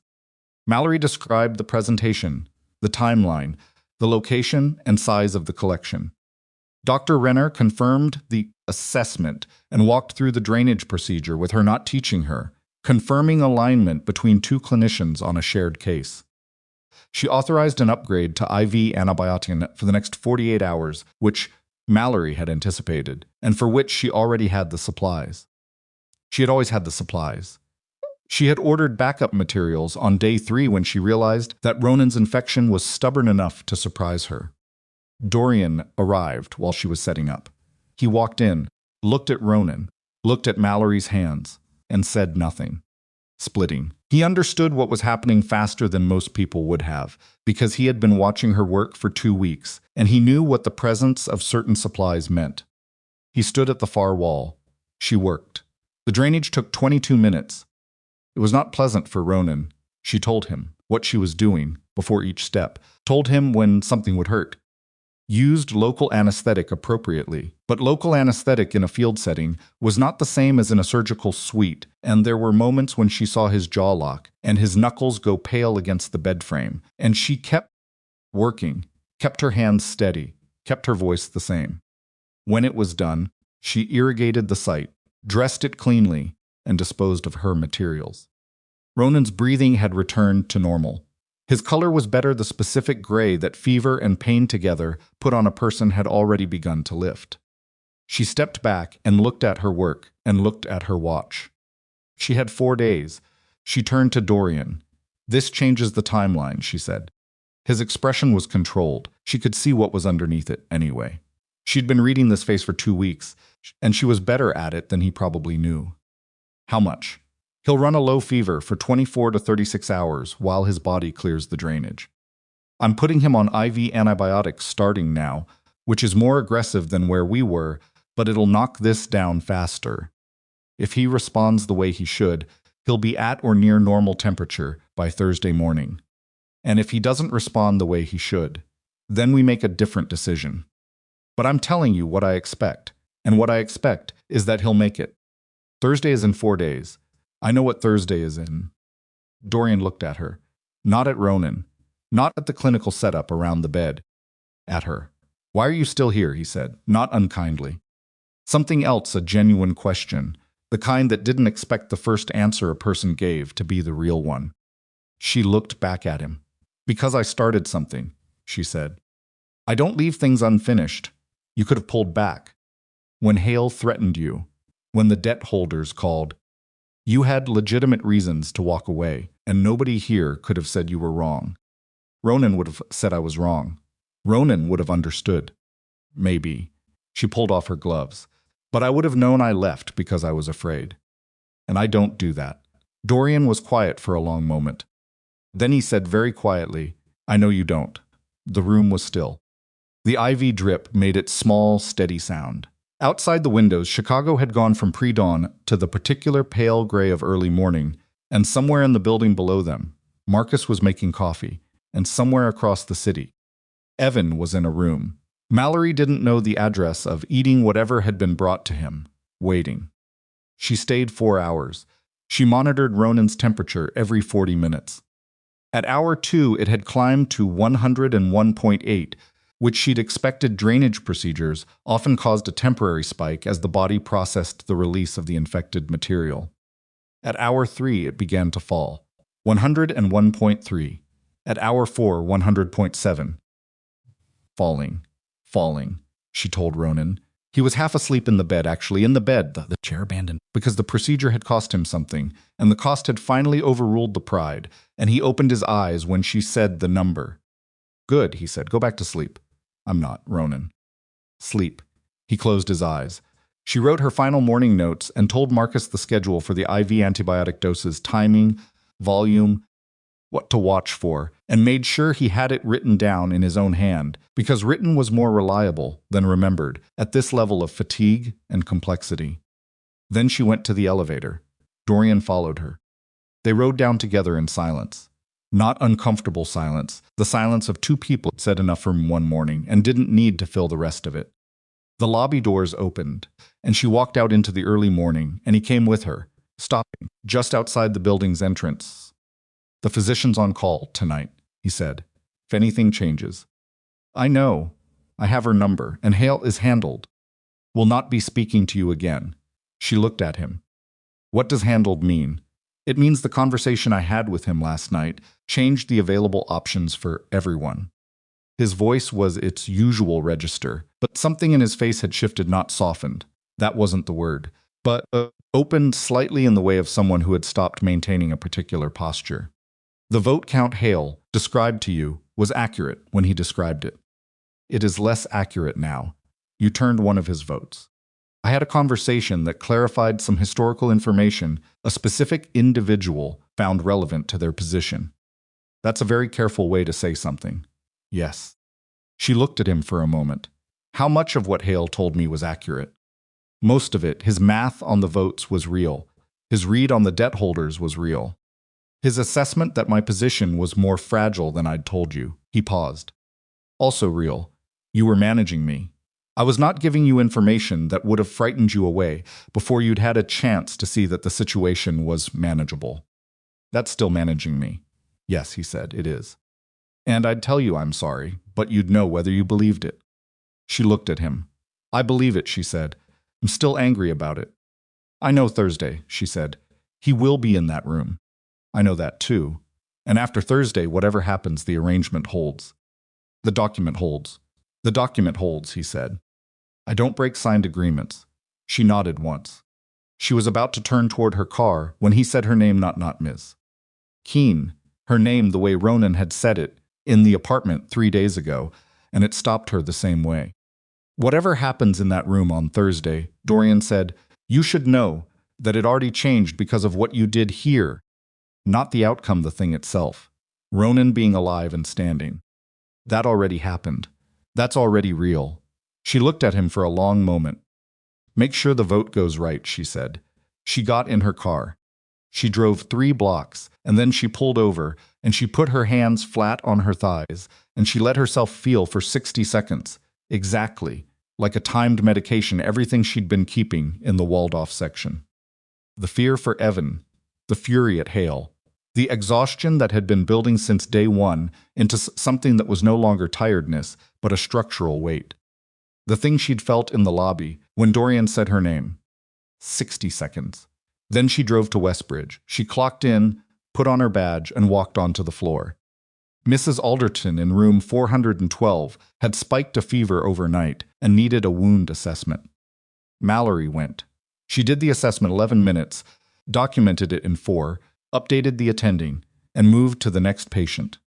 She worked the floor for 8 hours with the same steady competence she had always brought to it, because Westbridge was where she could control outcomes with the tools and support she was trained to use, and today that felt like something approaching sanctuary. Her phone was on silent in her pocket. At 6:17 in the evening, it buzzed. Marcus. She checked it between patients. Temperature 99.8. She closed her eyes for 1 second in the hallway outside room 406. Then she opened them and went back to work. That evening she returned to the apartment and found Ronan sitting on the edge of the bed rather than lying in it, which was the specific compromise between the chair and horizontal that she had come to recognize as his version of meeting her halfway. His color was better. His eyes were clearer. When she took his temperature, it was 99.4. Tomorrow, she said, we walk stairs again. He looked at her. The procedure was yesterday, he said. The procedure cleared the problem. Your fever is falling. Sitting still doesn't build the presentation you need for Thursday, and Thursday is in 3 days. 3 days. Yes. He absorbed this. Then, what time tomorrow? 7. He nodded. She updated the IV antibiotic schedule, checked the drainage site clean, well approximated, no signs of reassertion, and was packing her bag when Dorian appeared in the doorway.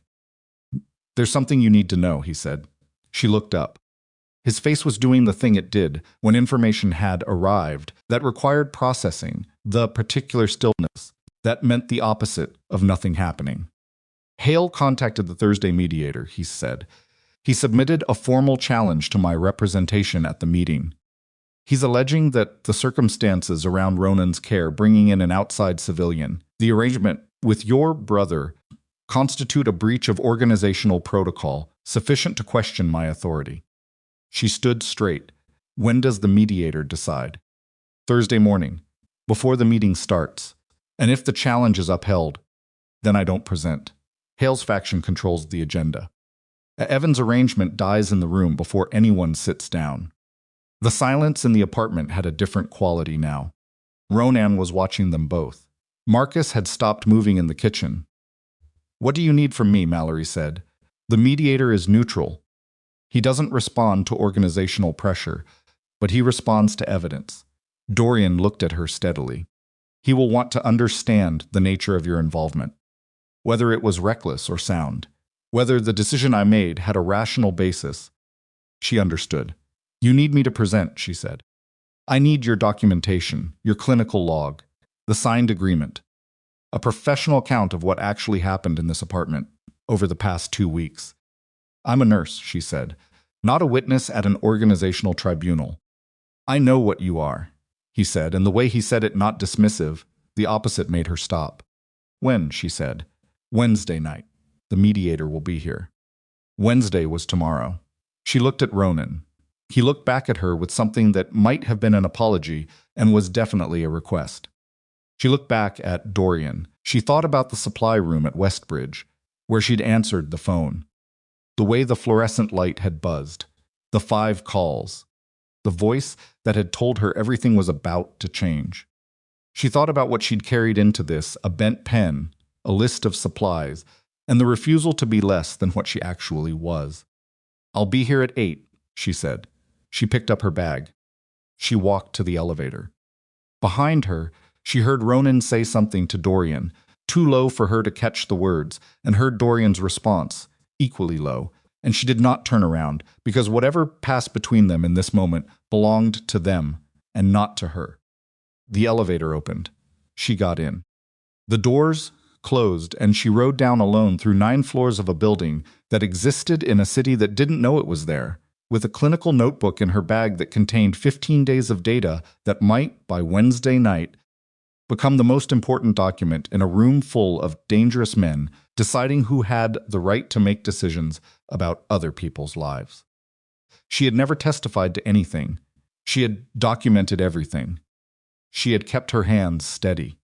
Tomorrow she would walk into a room with a mediator and a table, and men who operated in a world governed by rules she had never been taught. And she would do the only thing she knew how to do in any room under any circumstances. She would tell the exact truth about exactly what she had done. And she would do it without trembling, because that was who she was. And because 2 weeks ago, the most dangerous man in Chicago had looked across a table at a nurse in borrowed scrubs carrying a dried-out pen and had made a decision that had changed both their lives. And she was not going to let that decision become a mistake, because someone else was afraid of what it meant. The lobby doors opened. Chicago came in the cold, the noise, the indifferent, beautiful sprawl of a city that kept moving regardless. She walked out into it. She got home at 7:43 and stood in her kitchen for 4 minutes doing nothing. Not frozen, not dissociating, just standing in the specific stillness of someone who has been in motion for so long that stopping feels like a foreign language the body has to translate before it can use it. She looked at kitchen counter, the granola bar wrapper she hadn't thrown away, the coffee mug from this morning, with half an inch of cold coffee still in it, the notebook she'd left here, because she had a second notebook now, the apartment one. And she kept them separate, because some part of her understood that the 2 worlds needed to stay distinct, even as they had become completely entangled.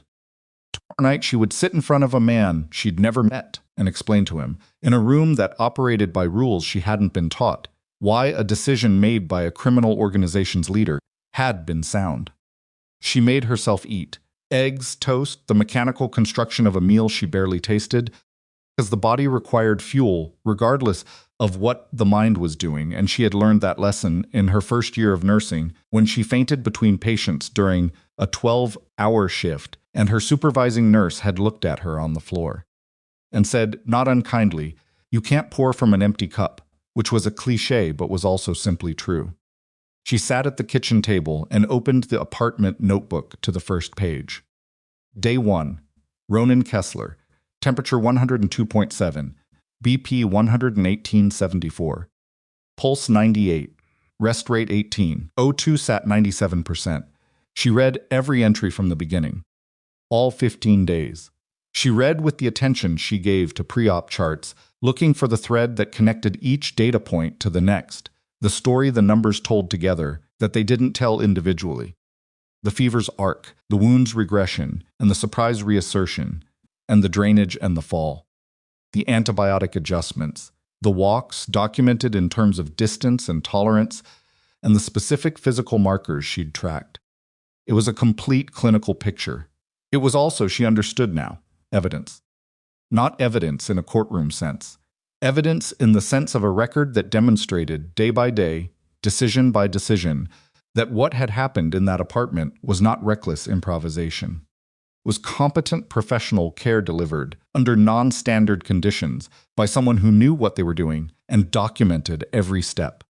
She spent 2 hours that night organizing the notebook into a coherent narrative. Not rewriting it, she wouldn't rewrite it. The original documentation needed to stay exactly as she'd written it in the moment, because that integrity was the whole point. But she created a separate summary document in the margins of blank pages, at the back, a timeline, a clinical progression, a decision log with the rationale behind each adjustment. The kind of summary she would write for a patient handoff. Clear, precise, defensible. At 10:15, she stopped and went to bed. She slept better than she had any right to. She arrived at the apartment at 7:58 the next morning, 2 minutes before she'd said she would. Ronan was already standing near the elevator, actually standing, not in the chair, not on the bed's edge, with his arms loose at his sides and his color better than she'd seen it since the beginning. She looked at him for a moment. "Temperature this morning," she said. Marcus took it at 6:30, 99.1. Still slightly elevated. But the trend was right. It had been 101.4 4 days ago, and 99.4 the night before, and 99.1 this morning. The curve was correct. Pain managed on a scale. 2, maybe 3 when I move wrong. She crossed to him and pressed 2 fingers just below the wound site, where the drainage had been.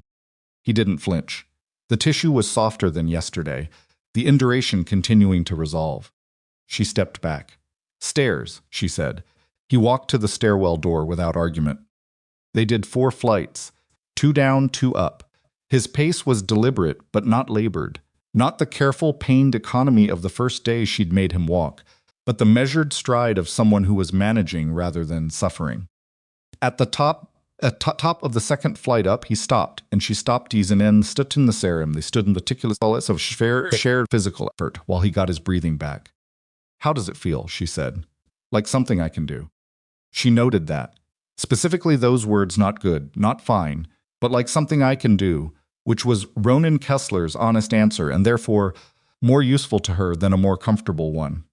"Tomorrow morning," she said, "do this without me. Before I arrive." Why? Because tomorrow night is the mediator meeting, and I need you to have done it independently. When someone in that room asks about your functional status, Dorian needs to be able to say, "Ronan managed his own morning exercise without a nurse present." That's a different sentence than "the nurse supervised him." Ronan looked at her in the stairwell light. "You're preparing a case," he said.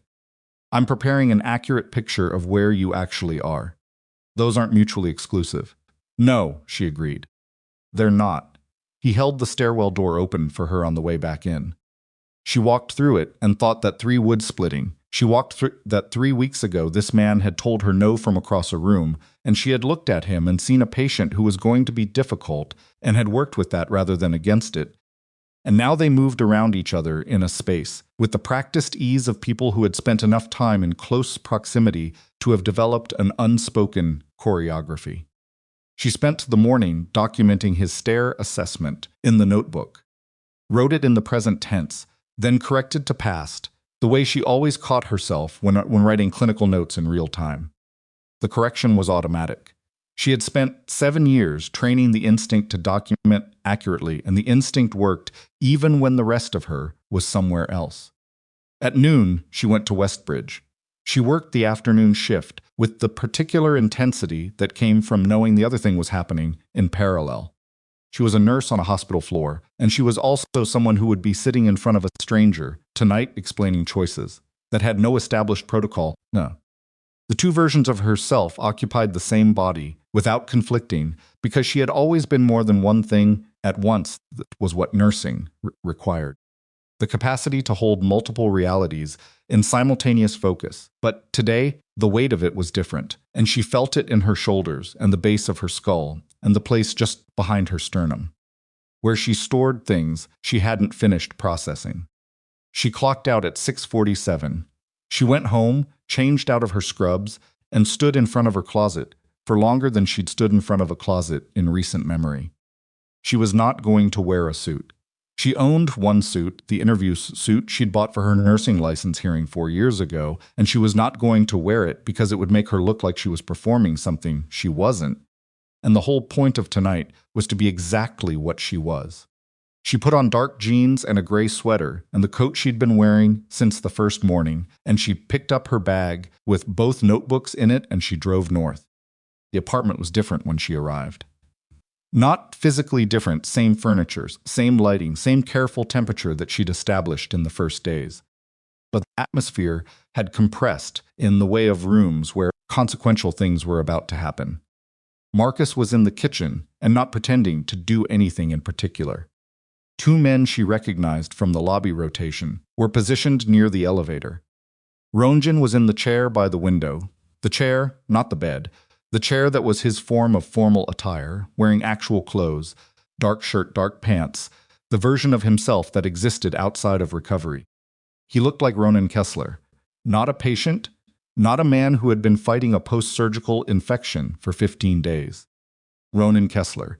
She caught Dorian's eye across the room. He was standing near the south windows with a stillness that she'd learned to read as the external form of significant internal activity. He looked at her, and she looked back, and something passed between them that neither of them named, because naming it would have required a vocabulary they hadn't developed. She nodded once. He nodded once. The mediator arrived at 8:04. His name was Callum. He was perhaps 65, compact, with the kind of face that had been ordinary once, and had been worn by experience into something harder and more specific. He dressed plainly gray, like someone who had decided decades ago that presentation was noise. He carried a leather folder. He shook nobody's hand. He sat at the table that had been set up in the center of the main room, and he opened his folder and he looked across it at the room's occupants with the expression of a man who had been in difficult rooms for a very long time and had developed the professional's ability to find them simply rooms. "Miss Keene," he said, "yes, you've been providing care to this man." He glanced at Ronan for the past 15 days. 16 as of today. "Yes, and you did so under an arrangement negotiated with Mr. Vine on the first day." "That's correct. I've reviewed the document." He opened the folder, and she saw the agreement, her copy, or a copy of it, the exact text on top of the papers inside. "I have several questions." "All right. You're a registered nurse." "Yes. Not a physician. Not licensed for independent practice beyond nursing scope." "Correct. Were there situations in the course of this patient's care that you believed exceeded your scope of practice?" She looked at him directly. "Yes. The drainage procedure on day 14 was at the outer boundary of my scope. I consulted by phone with a physician before performing it, received verbal confirmation of the approach, and documented everything." "Who was the physician?" She gave Dr. Renner's name. "Callum wrote it, and if she confirms that account, she'll confirm it. I have the call log and the text exchange." She opened the notebook and laid it on the table, not pushed it across, laid it, the way she laid clinical documents at a patient handoff, with the precision of someone who had organized the thing and knew exactly where everything was. "This is my clinical log," she said. "Every vital sign, every wound assessment, every medication administered, every clinical decision and the rationale behind it. 16 days. It's dated and timed." Callum looked at the notebook. He didn't touch it yet. "Mr. Vane's challenge before this meeting is a formal one," Callum said. He was speaking to the room now, not just to her. "The allegation from Mr. Hale's faction is that the decision to bring an outside civilian into a sensitive operational situation represents a pattern of compromised judgment. I've been asked to determine whether the evidence supports that characterization." He looked at Dorian. You'd like to counter that allegation with this clinical record. With this clinical record and with the outcome, Zorian said, Ronan is sitting in that chair. I can see that. Callum looked at Ronan. How are you? Better than I was, Ronan said. The physician who operated on you at Westbridge, do you know his assessment of your discharge status? I was told recovery was progressing satisfactorily. You left against medical advice. Yes. And if Miss Keene hadn't been brought in, Ronan was quiet for a moment. I'd likely have been back in emergency care within another 48 hours. Or worse. Callum wrote something. He looked at the notebook, then at Mallory. May I? She gestured at it. He read for 11 minutes. The room stayed quiet. Dorian didn't move. Ronan didn't move. Mallory sat with her hands on the table and let him read, because the notebook could hold its own playmate and she didn't need to advocate for it. When he finished, he closed it and slid it back. He made several more notes in his folder. Miss Keene, he said, Mr. Hale's position includes the argument that your presence created a liability for this organization that involving an outside civilian, regardless of the competence she demonstrated, was an error in judgment because of the exposure it created. He paused. How would you respond to that? She had thought about this. Had thought about it on the drive over, had thought about it in the stairwell with Ronan, had turned it in her head the way she turned a clinical problem she hadn't solved yet. I'd say that the question of whether bringing me in was a liability depends entirely on what you compare it to, she said. Compare it to an ideal scenario where Ronan recovered quietly in a fully equipped medical facility without complications. Then, yes, I'm a liability. Compare it to the actual alternative Ronan without professional care, deteriorating, potentially dying, definitely not in this room tonight, and the calculation is different. She paused. I kept a signed agreement, documented every decision, consulted appropriate medical oversight, and acted within my professional scope, except in one instance where I sought physician confirmation first. If that's what liability looks like, I'd argue the term is being used incorrectly. Callum looked at her for a long moment. You negotiate as well as you document, he said. I'm a nurse. Both come with the job. Something shifted at the corner of his mouth. Not quite a smile. The acknowledgement of something he found worth acknowledging. He spent 20 minutes asking questions about specifics, the antibiotic adjustment, the drainage decision, the fever management. She answered each one with the data from the notebook, because the notebook had the data, and the data was the argument. She didn't editorialize. She didn't explain what she felt about any of it. She gave him the clinical record of a professional who had done a job and documented it, and was willing to stand in front of anyone and account for every decision. At 9:47, Callum closed his folder. I've seen what I need, he said. He stood, picked up the folder, and looked at Dorian. My determination will be delivered at 7 tomorrow morning, he said. The meeting proceeds at 9. He left. The elevator opened and closed. The room exhaled. Mallory sat at the table and looked at the notebook and didn't immediately move because her body had been doing something for the past 2 hours that wasn't quite performance, but was the heightened version of herself that showed up in high-stakes situations, and that version needed a moment to step back before the ordinary version could return. Ronan said from across the room, You didn't blink once. I blinked, not where it counted. She looked up at him. How are you, honestly tired? But the good kind.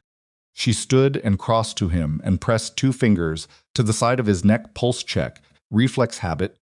The thing her hands did when she was within reach of a patient and wanted ground truth. And his pulse was 74 and steady, and his skin was warm, but not the wrong kind of warm. 98.6 tomorrow morning, she said. That's what I want. You'll have it. She looked at him for a moment. Ronan Kessler, who had told her no from across a room and had given in because she hadn't given him a choice, who had let her draw borders on his skin and establish IV lines he didn't want, and drag him up stairwells and tell him things about his own body that he hadn't wanted to hear, who had told her the truth in the stairwell when she needed the truth, and who had looked at her in the apartment the night Hale left and said it might be a liability with the honesty of someone who had decided she was owed it. Thank you, she said. He looked startled. For what? For not making this harder than it had to be. He held her gaze. Then he said quietly, "You kept me alive. That was the job." "I know what the job was," he said. "That's not what I'm talking about." She understood the distinction. She didn't argue with it.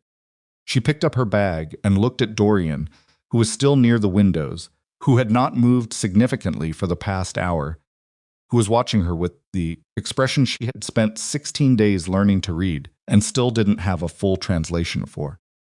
"Tomorrow," she said. "Tomorrow," he agreed. She took the elevator down. He sat in her car outside the building for 10 minutes and didn't do anything, not the breathing exercises, not the clinical processing, not the cataloging of data and probability she'd been doing every night since day one. She just sat, let the city make its noise around her, watched a cab stop and release a passenger and move on, watched the light change on the corner. She drove home. She slept 6 hours. She woke at 6:14 because her phone was ringing. Dorian. She sat up and answered with the immediate alertness that had replaced her normal morning slowness sometime around day 3. "Callum's determination," he said. "The challenge is dismissed. The meeting proceeds with full representation." She let out a breath. "Ronan's temperature this morning," she said. "Marcus texted me 20 minutes ago. 98.4. She closed her eyes. "All right," she said. "All right," Dorian said. And in those two words, in the particular weight he gave them, she heard something she recognized, the sound of someone who had been holding something at significant cost and had been given permission, finally, to put it down. She went to the apartment at 7:30 anyway. She needed to see it herself, the temperature, the wound, the way Ronan moved and held himself, and met her eyes. She needed the data from her own hands because that was how she was built, and she understood that about herself, and didn't try to change it. He was 98.4 on her thermometer, too. She checked the wound for the last time. The drainage site was clean, well-healed, closing with the competent industry of a body that had been given what it needed and had done its work. The original wound margins, the borders she'd drawn in skin marker on day 1, redrawn and redrawn as the infection changed, were gone, replaced by healing tissue. She documented the final assessment. She closed the notebook.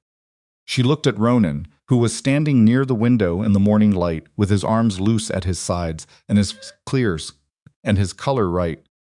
And she thought that if she had taken a photograph of him on day 1 and a photograph of him now and put them side by side, the distance between them would be visible to anyone. "The meeting is at 9, she said. "I know, you'll take the antibiotic at 8. Full glass of water. Marcus has it. Limited exertion during the meeting. If anything hurts significantly, you sit down. You don't push through significant pain to maintain a presentation." "Mallory," she stopped. "I know," he said. "I will." She picked up her bag. She was at the elevator when he said, "Where will you be?" "Work. I have a noon shift. You won't know until—" "I'll find out when I find out," she said. "Do your job in that room." "I'll do mine." The doors opened. She went to Westbridge. She worked the first 4 hours of her shift with the deliberate totality of focus that had always been her survival mechanism: the floor, the patients, the specific problems in front of her hands. Room 408 had a wound that needed a dressing change. Room 412 needed discharge education. A patient going home who was frightened and needed someone to sit with him for 12 minutes and explain things slowly and answer the questions he was embarrassed to ask. 415 had a family in the hallway who needed accurate information delivered in a way they could absorb, which was different from clinical accuracy and required a different set of skills, and she brought both. She checked her phone between patients. Nothing. At 2:17 in the afternoon, it buzzed. She was in the hallway outside the break room, and she stopped walking, and she looked at the screen. "Evan," she answered. He said, "It's done." She put one hand flat against the corridor wall. "Tell me. The debt is gone." "Dorian," he stood up in that room, and Evan's voice cracked and he stopped, and she could hear him getting it back together, the particular sound of someone managing emotion on the other side of a phone call.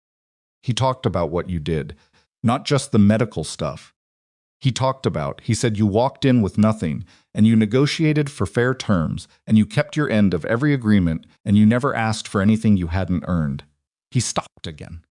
He said the question in that room wasn't whether his judgment was compromised. It was whether the organization had the integrity to recognize competence when it showed up uninvited. Mallory was looking at the corridor wall. White paint. A scuff mark from a gurney wheel, a long black arc that she'd seen every day for 7 years and never thought about. "What's the arrangement?" she said. "Dorian's legal logistics company. He offered it himself 2 years. Real salary. Financial oversight. No violence, no criminal obligations, no hidden strings." Evan exhaled. "Mal, it's real. I checked every word of it. You read the contract." "Every line." He paused. "I had Dorian's man read it with me. He walked me through all of it." She registered that. Evan, who had spent years not reading the fine print on things that had eventually destroyed him, had read a contract carefully. Had made sure he understood it. That was not a small thing, and she knew better than to make it smaller by saying so. "Okay," she said. "That's all you have to say? What else would I say?" "I don't know. Something." "Mal, you've been doing this for 16 days. You had Hale threatening you. The debt holders calling you. You basically went to war for me, and all you have is okay? Okay means I hear you, and it's real, and we can both start breathing now," she said. "That's a lot for one word."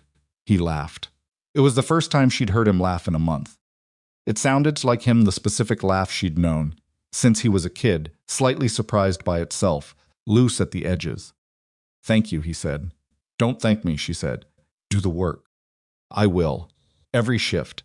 Every financial review. Every honest conversation with whoever is overseeing you. I know it's going to feel slow. I know it's going to feel like not enough. Do it anyway. I know, Evan. I know, Mal. I know." She believed him. Not the way she'd believed him before, not the believing built from hope and the desperate arithmetic of family loyalty. She believed him because of the way he'd said, "I had Dorian's man read it with me." Because of the contract read, line by line. Because of the way his voice sounded from the last time she'd heard it frightened, the specific texture of someone who had come through a thing and landed somewhere solid and knew the difference. She ended the call. She stood in the corridor for a moment. Then she went back to work. She finished her shift at 8:14. She sat in the parking structure for a few minutes because she needed the transition, needed the specific pause between the hospital world and the other world before she could exist fully in either. She thought about calling Dorian and decided against it. Whatever had happened in that room, he had been in it, and she had not, and what he needed, after it was not a call from her tonight. She drove home, she ate. She sat at the kitchen table with both notebooks, in front of her the apartment one and the personal one she'd been keeping since week 1. The one nobody had ever seen, and she looked at them for a while, without opening either. Then she opened the apartment one to the last entry. Day 16. Final assessment. Temperature 98.4, wound healed, drainage site closed, no signs of infection reassertion. Patient functional. Stare tolerance demonstrated. Antibiotic course to be completed per schedule. Clinical objectives met. She capped the pen. She made herself tea she almost never made because she associated it with having time, which she almost never had. She sat with the cup and the quiet kitchen and let the past 16 days exist in her mind, not as a clinical problem or a crisis or a negotiation, but simply as something that had happened and that she had been in, and that was now finished. The weeks that followed moved differently than the weeks before.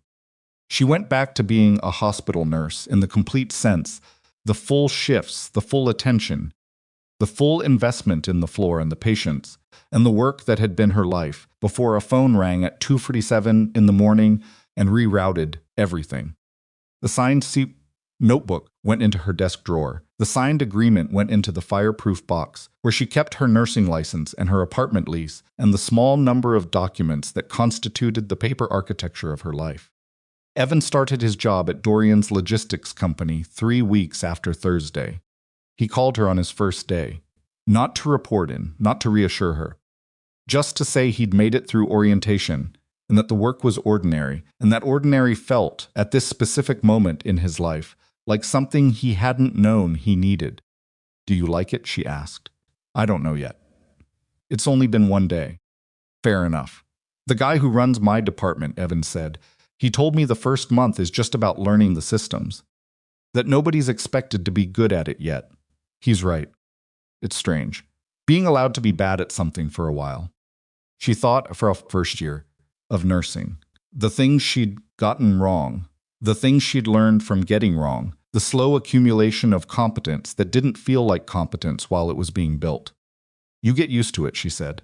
She paid off her student loans on a Tuesday in April. She did it in a single transaction from her banking app, standing in her kitchen in the morning before her shift, and watched the balance go to zero and felt something she couldn't precisely name, not euphoria, not relief exactly. More like the physical sensation of something heavy being removed that you'd been carrying so long you'd stop registering it. Wait. She looked at the number for a moment. Then she put her phone in her pocket and drove to Westbridge. She kept the Honda for another month before accepting that it had become a mechanical liability and replacing it not with anything dramatic, a practical sedan in a color she liked, the first new car she'd owned since before nursing school. She drove it home from the dealership and parked it in her spot in the structure and stood beside it for a moment in the concrete quiet. She thought about what Dorian had said, that it wasn't payment for silence or loyalty or future services, that it was a debt he'd chosen for himself. She had argued with him about the amount. She hadn't argued with the premise.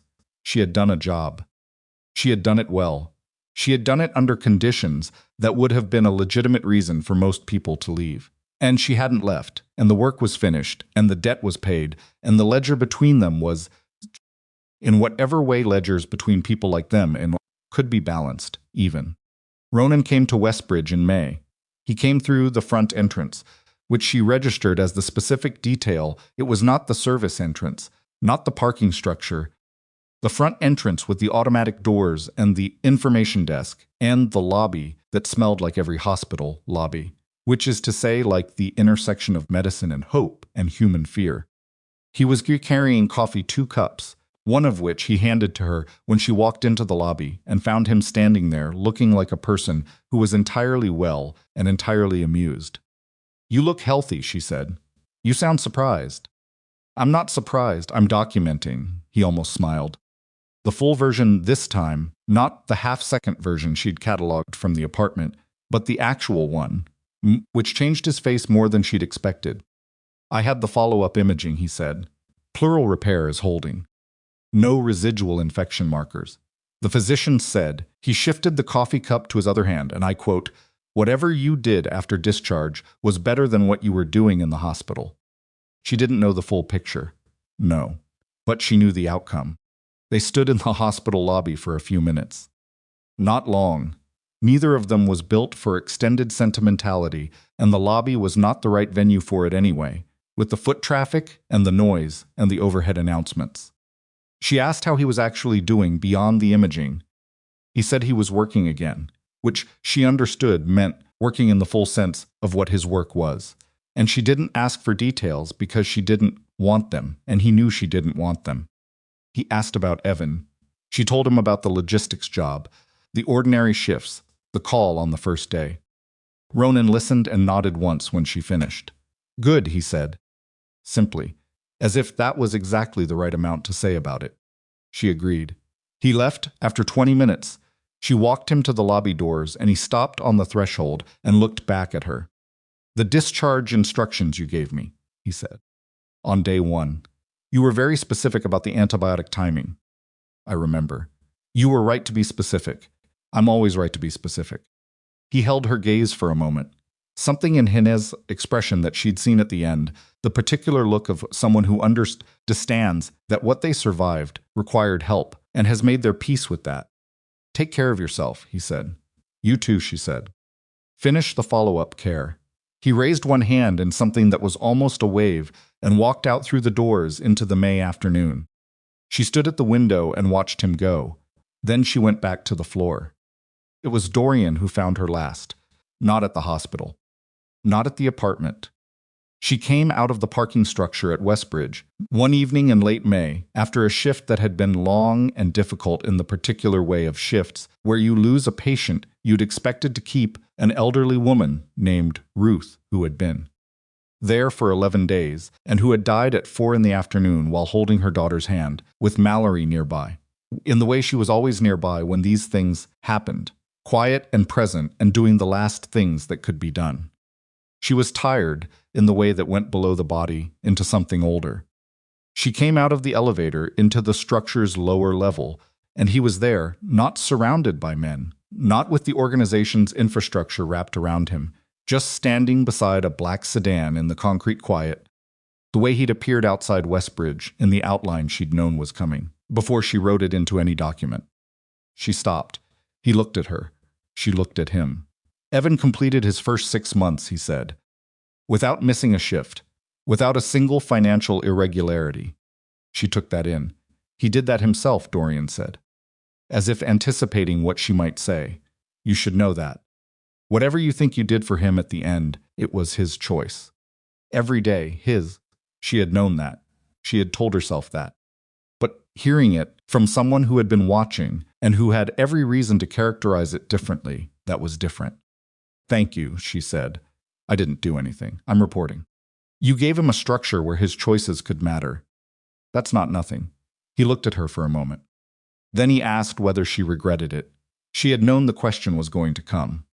Not because she'd anticipated this specific conversation, but because it was the question the whole situation had been building toward since the supply room at 2:47 in the morning, since the industrial building and the polished table and the pen she'd pulled from her coat pocket. She thought about Ruth, who had died this afternoon at 4, while holding her daughter's hand. She thought about Walter, from the first night, the cardiac patient with the wife in the hallway chair. She thought up the pediatric code 2 weeks into all of this, the moment where the floor demanded everything she had and she'd given it, because the floor always got everything she had regardless of what else was happening in her life. She thought about Ronan's temperature on day 4 when it broke. 99.2, the specific quality of that number and what it meant and the breath she'd let out that she'd been holding since day 1. She thought about Evan's voice on his first day at work. Ordinary felt like something he hadn't known he needed. No, she said. Dorian nodded, as if this was the answer he'd expected, and the answer he'd needed to hear anyway. Don't call me at 2:47 in the morning again, she said, unless somebody's actually dying. He looked at her for a moment with an expression that was more open than any she'd seen on him across the entire 16 days, not the controlled authority of the man at the polished table, not the compressed worry of the man in the doorway watching Ronan's fever, but something that had been underneath all of it. Something she'd been catching glimpses of since day 1 and was seeing clearly now for perhaps the only time. He laughed. Not a performed laugh. Not the laugh of a man who has remembered that humans do this. A genuine laugh, short and surprised and real, the kind that happens when something reaches through the layers a person has built and finds the part underneath that still responds without calculation. She had not heard it before. She suspected very few people had. He got into the sedan. The door closed. The car moved out of the structure and into the street and into the city and was gone. Mallory stood in the concrete quiet. Above her, somewhere on the 4th floor, someone was managing a night shift. Somewhere on the 3rd floor, a family was sitting in chairs that were too hard, holding cups of coffee that had gone cold, waiting for news they didn't have yet. Somewhere in the building, a nurse was doing the thing nurses did, holding the space between what people needed and what the world could give, making that space as wide as possible through competence and presence and the refusal to look away. She walked to her car. She put her hand on the door and stopped for a moment, in the way she sometimes stopped at the end of things not dramatic, not performed, just the pause of someone taking a last look at something before it becomes the past. 3 weeks ago, she had been a nurse with student debt, and a failing car, and a brother she hadn't been able to save from himself. She was still a nurse. She had always been going to be a nurse, had always been going to come back to these floors and these patients and this work, because this was not the job she did while waiting for her real life. This was the real life. She had chosen it, the same way she chose it, every time she clipped that badge to her coat and walked through the doors, which was to say she had chosen it entirely.